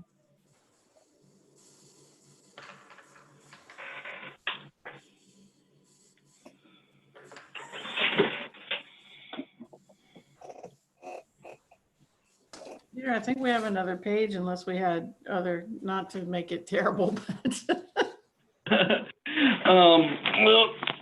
Well, I'm seeing so the withdrawals and the rescinding go pretty quick because we do that as a batch. Sorry, I didn't.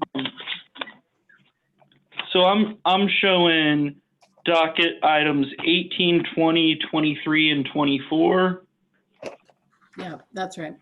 I didn't see the word withdrawal at the top of the page. I do not think we would have gotten to all those. Oh. Well, even just my video's not on.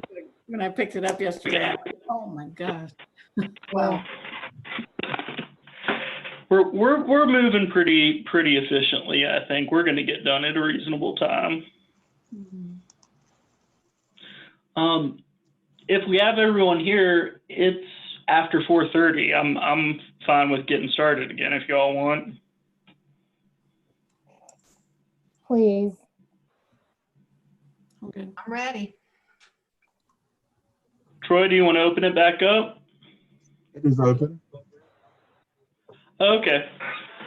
Welcome back, everyone. We'll come back from recess right now. We're going to be moving on to our new cases for this meeting. The first is docket item 18, 915 Logan Street.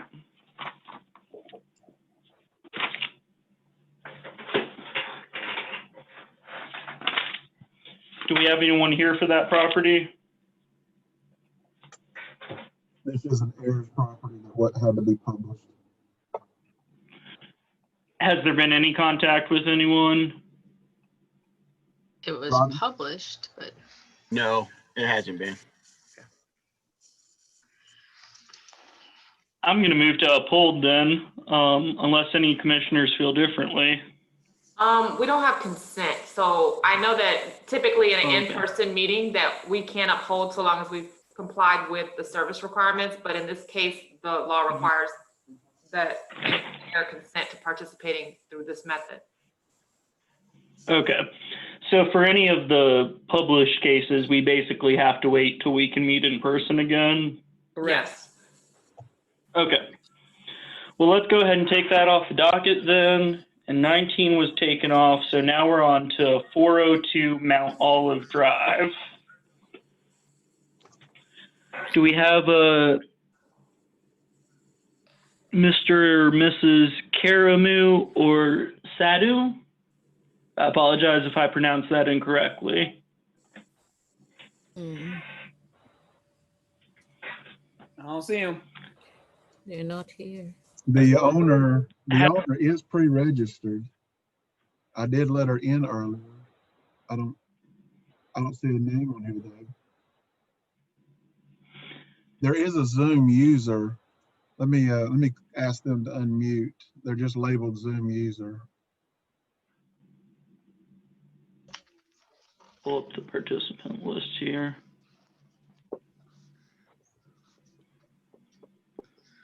Maybe they signed in a guest account or something. That's the only account without a name.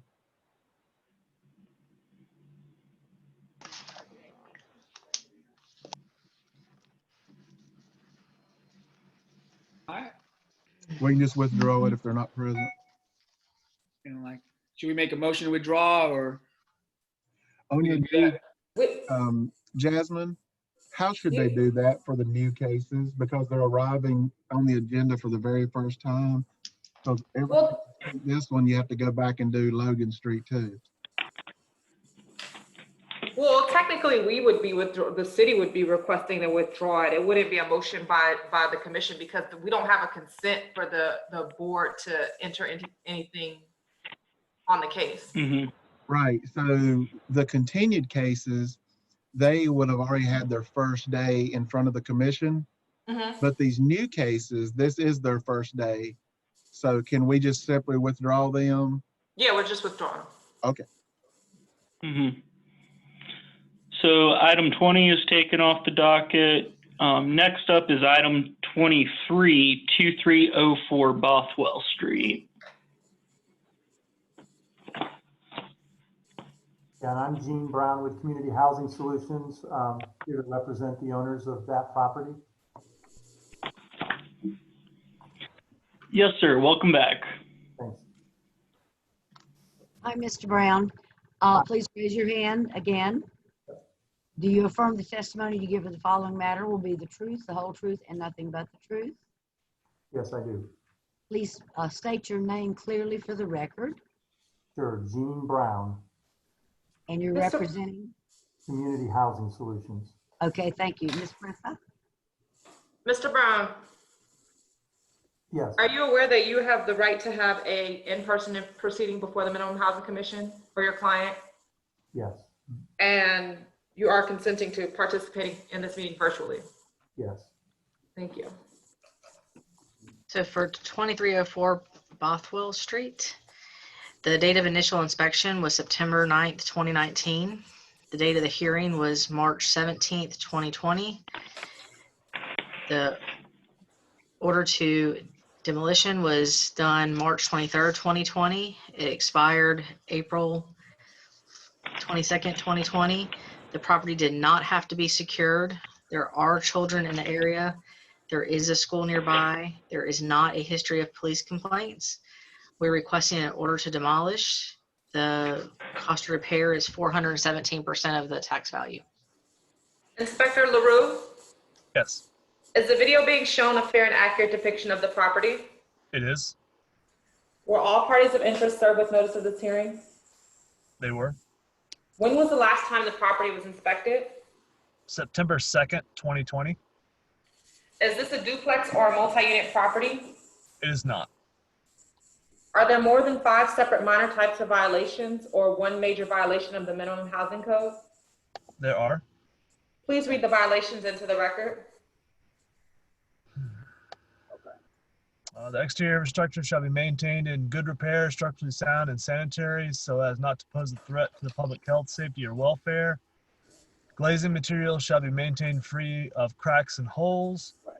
Overhang extensions, including but not limited to canopies, marquees, signs, metal awnings, fire escape standpipes, and exhaust ducts shall be maintained in good repair, should be properly anchored so as to be kept in sound condition.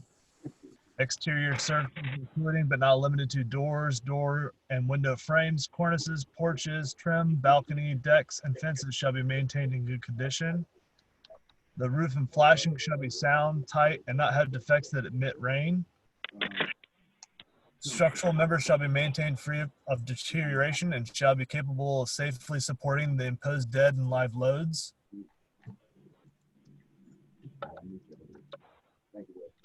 The interior of the structure and equipment therein shall be maintained in good repair, structurally sound, and in sanitary condition. Occupants shall keep that part of the structure that they occupy and control in a clean and sanitary condition.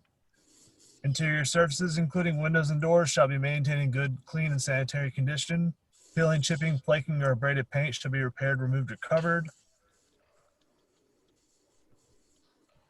Plumbing fixtures shall be properly installed and maintained in working order and shall be kept free from obstructions, leaks, and defects and capable of performing the function for which the plumbing fixtures are designed. Heating facilities shall be provided in structures as required by the section. Electrical switches, receptacles, fixtures, including the furnace, water heating, security system, and power distribution circuits that have been exposed to fire shall be replaced in accordance with the provisions of the International Building Code.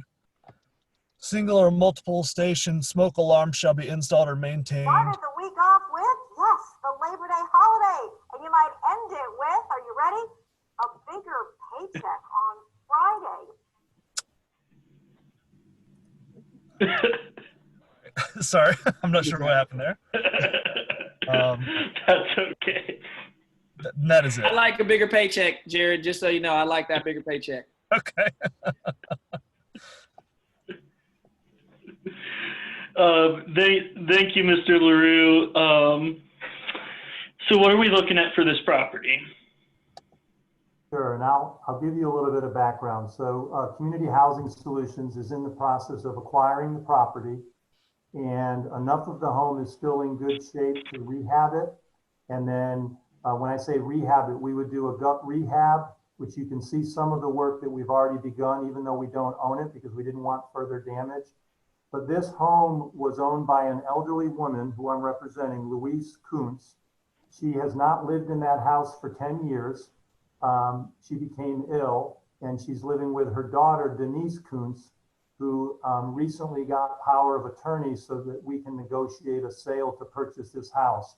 This house is on Bothwell Street, right across from Peeler Elementary, kind of the heart of where the tornado first landed in 2018.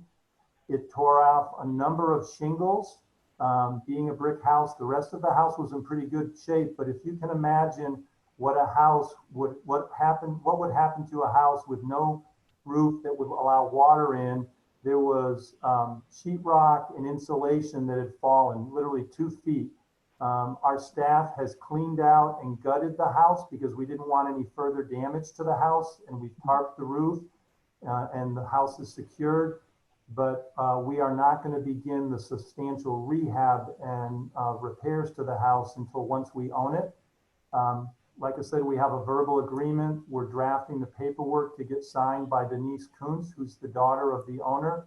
And once we have the sale finalized, which we anticipate that happening by around late October, we will then begin the rehab work that we think will take about 4 to 6 months.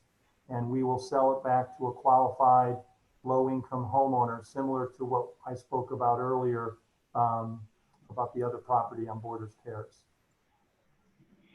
Mm-hmm.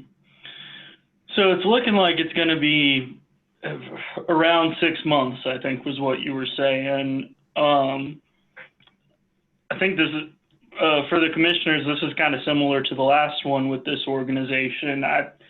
I think they do good work and, you know, want to kind of just give them the ability to do the work they're going to do.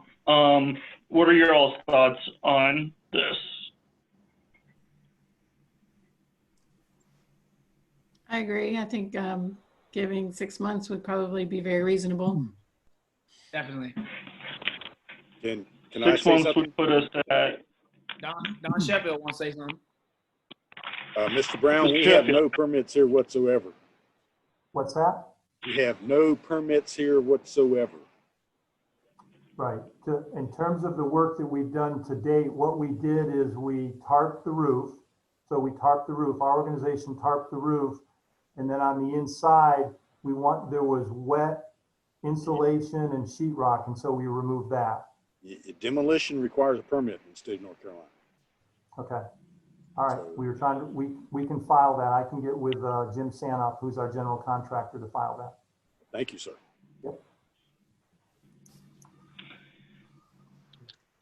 So I believe I heard a motion to continue this to our March 2021 meeting. That'd be 6 months out. And was that Mr. Brown's motion? I thought it was Tracy. It was mine. Yeah, I thought it was Tracy. So Working on something. My apologies. We had a motion, and was there a second for that? I'll second it for Tracy. Sorry about that, Tracy. I ain't trying to steal your motion. That's all good. Sorry about that. So we have a motion and a second for the March 2021 meeting. Any further discussion? Just Let's call the question. Just Councilmember Hightower again. I just want to tell him thank you again. This is what District 1 needs. 'Cause this is another District 1. So thank y'all. Thank you. Yes. Gene's a great, thank him so much.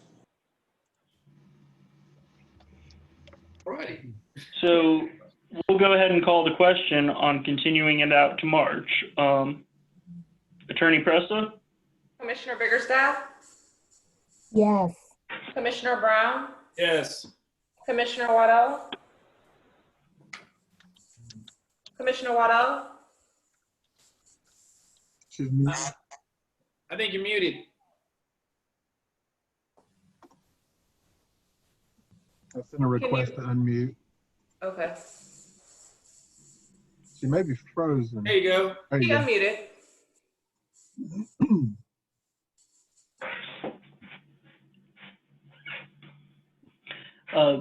Ms. You're Waddell? unmuted. Yes. Commissioner, Yes. is that yes to the motion? Yes. Okay, thank you. Commissioner Lamont? Yes. Commissioner Nazim? Yes. Commissioner Young? Yes. Chair Isikoff? Yes. And what date is that for the March 2021? March the 11th. March the 11th, perfect. So we'll continue that out till March 11th and just check in with you at that point. And thank you for what you're doing on this property. Okay. Thank you for all your support. Thanks. Next up, we have 1605 Willow Road.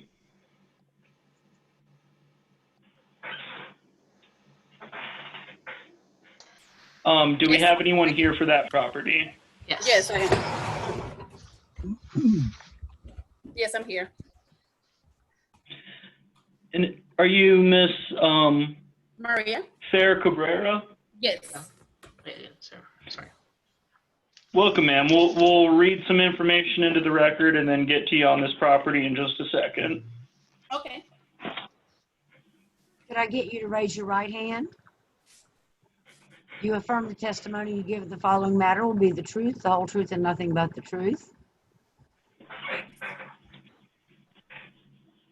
You must be muted. Now she's. Now you're muted. Turn Okay. mute. Okay. Okay, answer yes or no. Yes. Okay, Ms. Pressa? Ma'am, do you understand that you have a right to have an in-person meeting? Yes, I do understand. And do you consent to participating in? I couldn't hear you. Do you consent to participating in this virtual meeting? Yes, but actually, I don't know if we can do it another way because my husband, he just left because he was here the whole time and he gotta go back to work. I don't know if we can do like a private meeting or a talk. Do you understand? I think it's important to the staff. Hold on, ma'am. Sorry about that. I think it's important to the staff that when you explain to someone that they have the right to consent, that they have a firm understanding that if you do not consent, ma'am, you will not be penalized or held in any type of disregard in the eyes of the hearing, and that you can have it, if you were not to consent, it will just be set up for another time, and that there will be no penalty towards you. Are you aware of that? Oh yeah, that would be perfect for me. See, this is what I was talking about, counselor. Like, if you're going to say it to them, I mean, I would hope that in our verbiage, it clearly dictates that there is no punishment and there is no foul for not participating in the meeting. This is a perfect example of what I'm talking about. So hopefully you and Troy can get together and figure out the proper verbiage where people will know all parts of their consenting rights. Because, ma'am, you do not have to hear into this meeting, especially if your husband's not here and you know you want him to be a part. You will not be penalized until it can be moved to another meeting while it's in person. Okay? Okay. I don't know if you were aware of that. Hopefully you're aware of that now. Okay, thank you. You're welcome. And I'll just say this, ma'am. So we'll likely push this off 30 days. So just let Daniel know that I'll reach out to him again about a week before that next meeting to get an update at the property in question. Yes, that would be perfect for me. Okay. Well, thank you, ma'am. We'll put this on next month's docket. I think it would be reasonable to say to put them first for our first new cases this time. Yes, definitely. And like I said, man, I think that's fair. if you and your husband decide that you would rather have an in-person meeting, you will still not be penalized until in-person meetings resume. Do you understand what I'm saying to you? Yes, thank you. All right. And I don't understand why I have to explain this when there's staff that can explain this. Why do I have to keep explaining it? Let's work on that. So, ma'am, we will be postponing this till next meeting. That is October 8th. So just make sure if we're doing video and you want to do that, taking into account Mr. Brown's comments that, yes, of course, you do not have to agree to a virtual meeting. You have the right to an in-person meeting. We will address it at that point. Okay, all right, thank you. Thank you very much, ma'am. You have a good day. So that concludes our new cases. Next, we have some withdrawals. 2903 East Bessemer, 816C Spring Garden, 818 Waff Street, and 315F West Vandalia Road. Are there any motions regarding those? Mr. Chair, I would make a motion that we accept the withdrawals 25, 26, 27, and 28 per the addresses that you have read off into record. Thank you. And I'll second that. All those in favor of approving the withdrawals, we'll do the roll call vote. Commissioner Biggerstaff? Yes. Commissioner Brown? Yes. Commissioner Waddell? Yes. Commissioner Lamont? Yes. Commissioner Nazim? Yes. Commissioner Young? Yes. Chair Isikoff? Yes. So that passes. Lastly, on the cases, before we get to some training matters, are the requests to rescind 118A McCulloch Street, 118B McCulloch Street, 2212 Wilcox Drive, and 4302 Parker Street. Are there any motions about those matters? Chairman Isikoff, I would also like to make a motion that we accept the rescinded cases 2930, 3132 as you have read off the addresses. Thank you, and I'll second that. We'll call the question on that.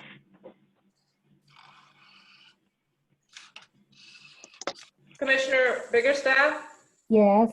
Commissioner Brown? Yes. Commissioner Waddell? Yes. Commissioner Lamont? Yes. Commissioner Nazim?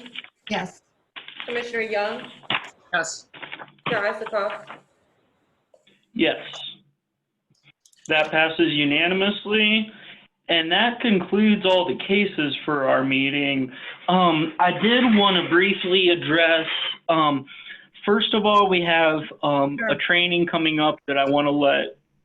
Oh, did I hear someone? Yeah, I just wanted to mention the person listed as the Zoom user is back here. They're still muted, but I see that their video is open. I just want to make sure you guys caught that to see if there was something we need to address with them. That's a good point. Let's to whoever is the Zoom user, we can't see your name, but if you unmute yourself, if you have any concerns or items to raise to the commission, we can address those. I just wanted to see make sure we didn't miss anyone.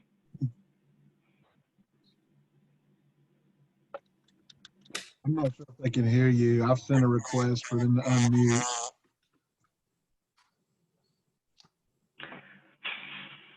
I think at this point, commissioners, we've done the best we can. I do want to afford everyone the chance to talk, but it might just be a technical issue. Life goes on. All right. Well, so lastly, I wanted to bring up, first of all, I know Troy has some training matters he wants to address. And after he does that, in a similar vein, I wanted to bring up, at last meeting, I think some very significant issues regarding racial inequity in Greensboro were raised. And I want to thank everyone who raised and discussed those issues. I want to propose as a commission that we have some sort of working session. I've sent an email out about this. And I think having public talk about this is a good thing. So perhaps, Troy, if you want to talk first about your training, and then we can open it up to the commission. Okay. So this is from the last meeting. This is some of the topics. Troy, I can't hear you. You're muffled. Get it together. Can you hear me now? Yes. Yeah. Okay. So these are some of the training topics that was shared from the commission at the last meeting. Are these still good? You want me to add or delete any?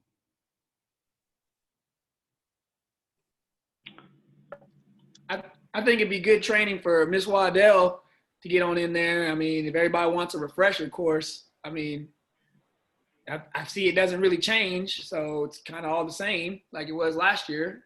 But I don't think there's anything really needed to own. But I will tell you this, Troy, the receivership program, I think that's a definite program that should be added on there. Do you understand what I'm talking about? The program that was just approved by City Council.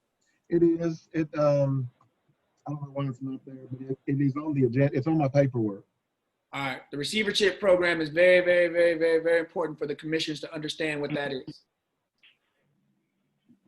And also, just to let y'all know, myself and Jasmine Pressa did complete the new commissioner training with Ms. Waddell. So when we do go through some of the stuff, it may be a repeat since you just done that training last week. Did you talk to her about the receivership program? We did. Okay. All right, so if we're good there, then we'll continue wrapping that up. That is for the 16th, next week from 1 to 4. I'll send a Zoom invitation. This is the flyer that was also sent from City Clerk's office. I sent the email to each of you September 24th and September 25th from 3 to 5. You don't have to attend both just yet. You have to attend one. It is not a mandatory requirement, but City Council is requesting that board and commission members participate. That was on the message from City Clerk. If you open your email, you'll notice that the little mouse turns. That's because that is where your embedded Zoom meeting link is at. So if you're going to go on the 24th, just hover over the Zoom and go into it that way. That's the only announcements that I have, Mr. Chairman. Thank you. And I'll echo that and strongly encourage everyone to participate in one of those two sessions. And we have our training on the 16th, our annual training. I I wanted to bring up at the end of this meeting, and this is mostly for the commissioners and also for the staff. I think we're the only ones left here. Last meeting, some issues regarding racial inequity were very candidly brought up, and I think that's a good discussion to have with respect and professionalism to each of the commission members. I had mentioned at last meeting having some sort of working session on, I'd propose a topic of racial inequity in housing in Greensboro. I've had the chance to talk to most of the commissioners about this between last meeting and now, as well as Councilwoman Hightower. I just wanted to propose that we as a commission have the ability to have working sessions to discuss things that are within our purview. And I think that as it relates to housing would certainly be within our purview to discuss that in a public meeting, a public working session, and have a very candid discussion about racial inequity and related topics that were raised, such as, you know, people with diverse backgrounds on commissions, what local leadership is doing, things like that. I just want to open up the discussion to say, do y'all think this is a good idea? What format, if you think it's a good idea, would you like it to take? We could have a facilitated discussion or just kind of have a round table. But I'm just going to turn it over to y'all. That's my general proposition, and I'm open to whatever feedback y'all want.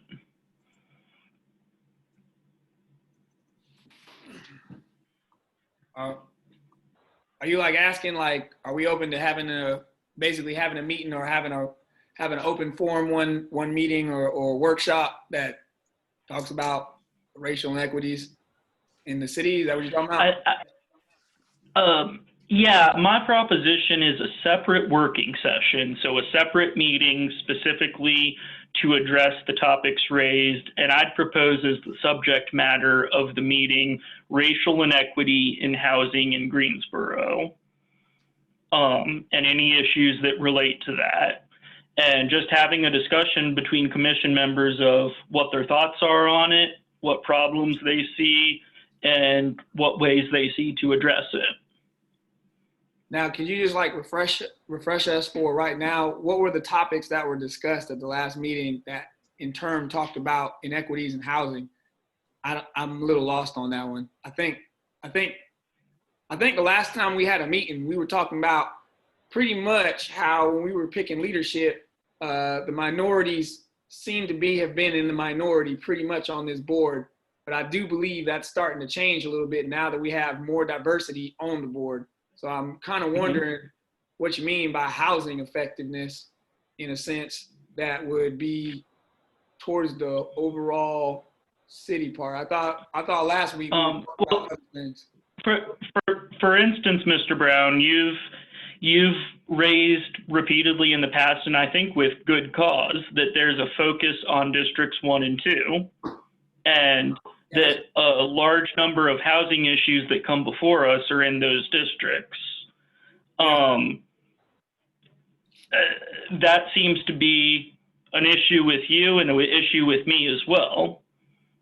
I mean, that would probably fall right into city staff, and I guess you could talk to their leadership, Stan Wilson and them, and wonder, I mean, without a doubt, legitimately, probably 80 to 90% of the cases we hear are from District 1, District 2. I mean, how many cases do we hear from District 1, District 2 today?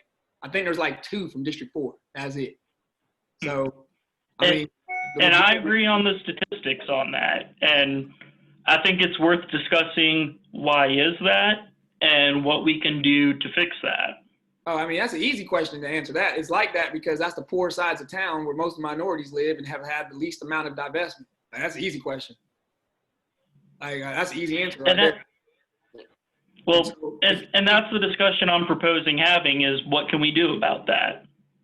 I mean, it's kind of like what's going on in Greensboro dealing with the stop and frisk policy. It just depends on, you know, if the focus of the police or the focus of the inspectors is to find everything, the low-hanging fruit is easy. Go to the poor side of town, there's a lot of low-hanging fruit. That doesn't necessarily mean there's not low-hanging fruit on the white sides of town. It just means that it's easier to find on the black sides of town. That's all it is. But I mean, that's the area that's the poorest and least divested. Pretty simple. Well, I want to see, and frankly, Quentin, I wanted to direct this specifically to concerns you raised. I mean, I would love to have a special meeting specifically designed to talk about what you're talking about right now. Are you sure you want to have that type of meeting? Because they might not keep you on the chair after that meeting. Look, I'm open to a candid discussion. Okay. I mean, I don't have no problem meeting with talk. I mean, I'm sure the other commissioners have a point. I mean, it'll be a very uncomfortable conversation, but one that can be had. And, you know, I don't know if it falls upon the confines of city staff. I feel like there's a lot of little areas that they can probably fit into there because, I mean, they do have a job to do. I do respect that. And sometimes it's our job to work with their job, and sometimes to work against their job. It just depends as what we measure right. Mm-hmm. But I understand where you're coming from, and I don't want us to only have this part of the conversation. But, you know, candidly, it's like I said, it's easy. You know, why do you always find black and brown people in jail? Because as one of my friends who's a very good lawyer, works for the Supreme Court, said, they easy targets. That's why. It's easy to get them. It's harder to get other people. I'll tell you, when I go into courtroom 1A, 1B, which is the low-level misdemeanor crimes, the, you know, shoplifting, stuff like that, nonviolent drug crimes, it's majority minorities, and that doesn't reflect the population demographics. But, you know, when I you're do hungry, think you don't have a place to go and you need something to eat, sometimes, you know, you do what is necessary, unfortunately, because not all jobs and opportunities are afforded to you. And it's the same thing in housing, just like you saw here today. And, you know, like you were so saying, that's an important criminal justice issue. I think that's probably outside the scope of our commission, but those types of issues in housing, I think, are squarely within our scope. Oh, yeah. So I'm proposing a public working session. Possibly, I would see a time for the commissioners to talk among themselves and talk about their experiences and their thoughts.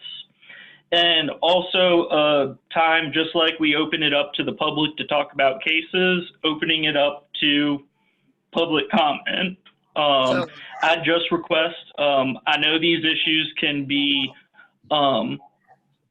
charged issues, and I'd request that if we have a candid discussion, it be done respectfully to all members.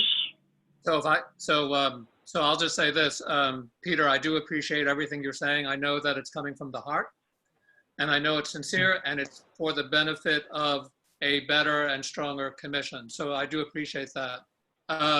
Is this a motion, or are you making a motion to do this, or what? Well, let me just finish here. I just want to say this. In my view, Quentin and I have already had our say about these issues, which whatever language you want to use, if you're saying uncomfortable or candid and stuff, I've already had these conversations, 10, 20, 30 times, in the past, whatever, few months, like it's not new.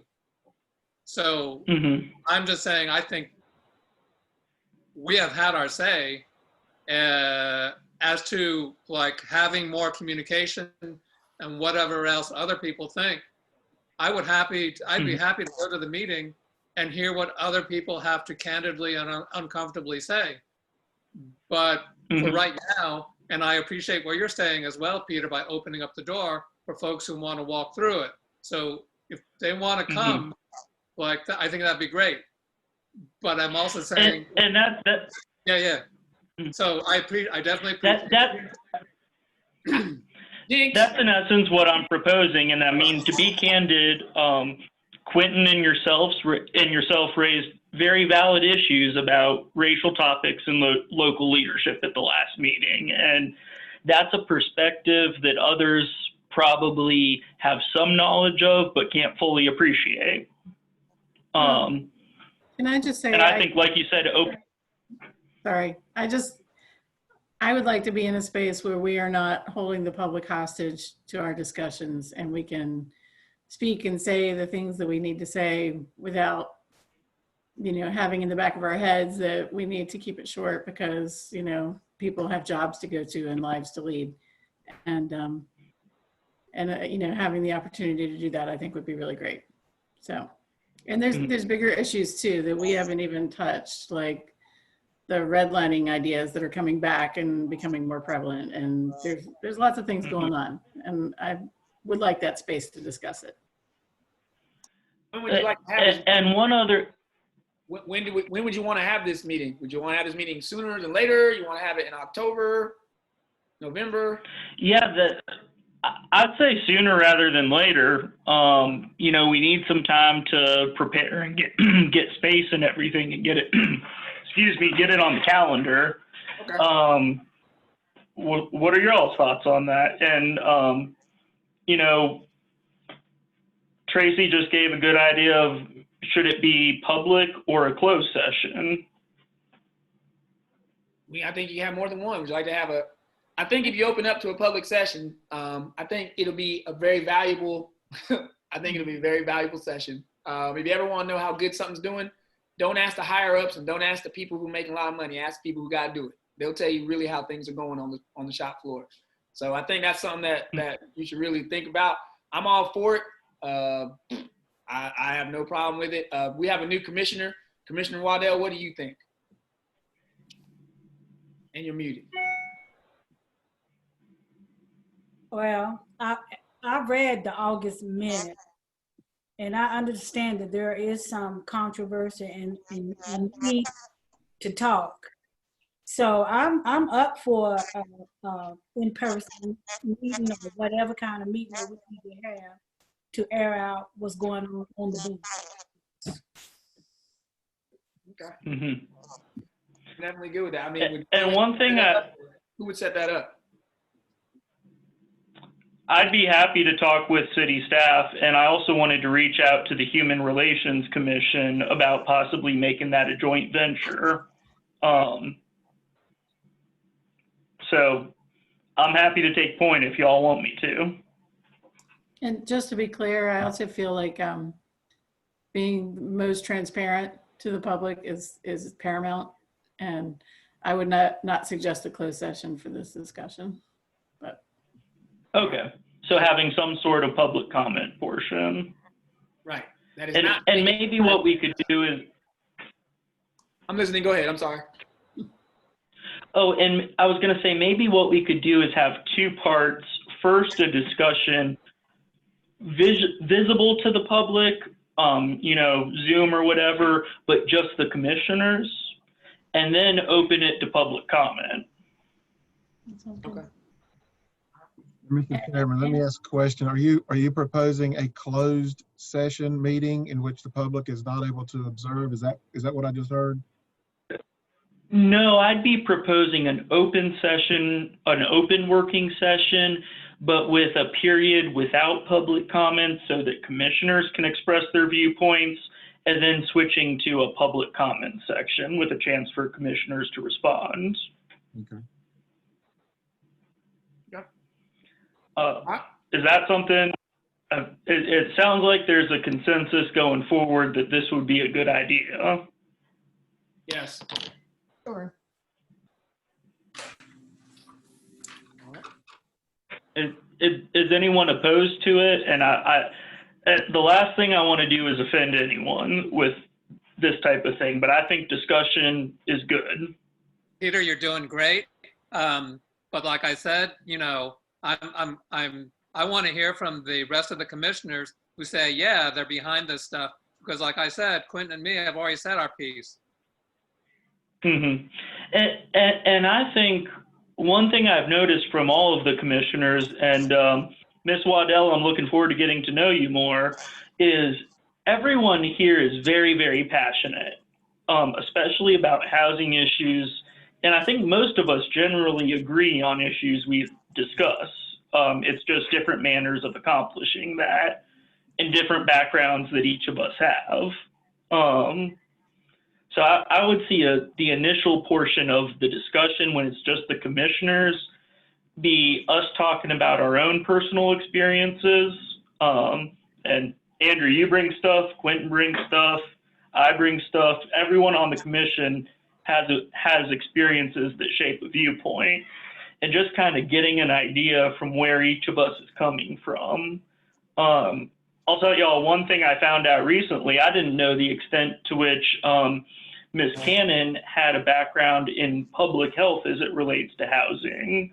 And I'd be interested to hear more from her about some of those health and safety issues as they relate to housing and how there might be inequities regarding that in Greensboro.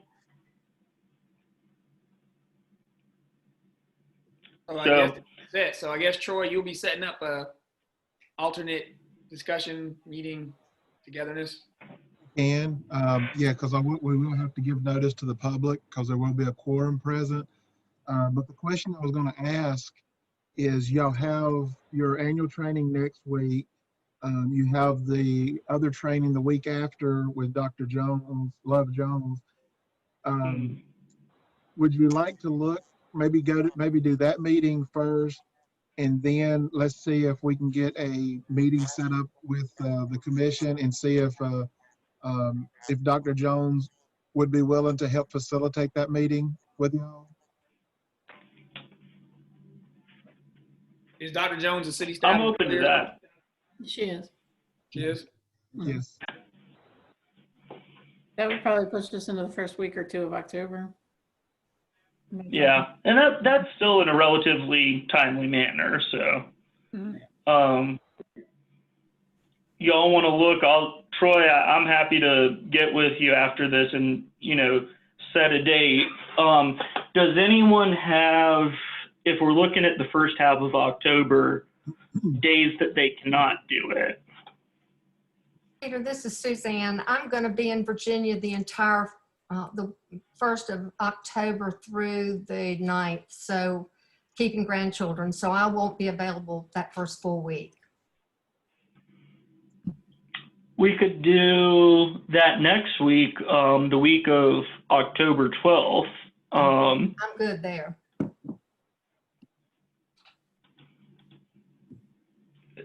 Other commissioners, I'm looking maybe the 13th or 14th. Whatever day the group decides, I'll make it work with the old man. He'll probably complain about it as usual, but it'd be all right. All right. Well, how about we set it for? Can I have, Mr. Chairman, can I have some wiggle room with the 13th through 15th to make sure that the facilitator will be available? Sure, and I know I personally have a conflict the 15th. Could we say the 13th or 14th? And then if we need to do another date, just circle back with us? Yes. And what does that work for everyone else? What time and how long of a duration would you want to limit it to? So I'm thinking probably the same rough length as one of our regular meetings, maybe 2 hours, 3 hours or so. What are y'all's thoughts on that? This is Carolyn. I would suggest we ask, are you talking about Dr. Jones as facilitator? Mm-hmm. Well, she's done a lot of things very similar. She's very expert. I'd suggest asking her the time that okay. she wants. And maybe we could just do the afternoon one of those 2 days, maybe like 1:30 or 2 o'clock start time, something like that, with whatever works with everyone's schedule. Okay. All right. I'll reach out, and if we get a confirmation on which day, I'll send an email to the commission.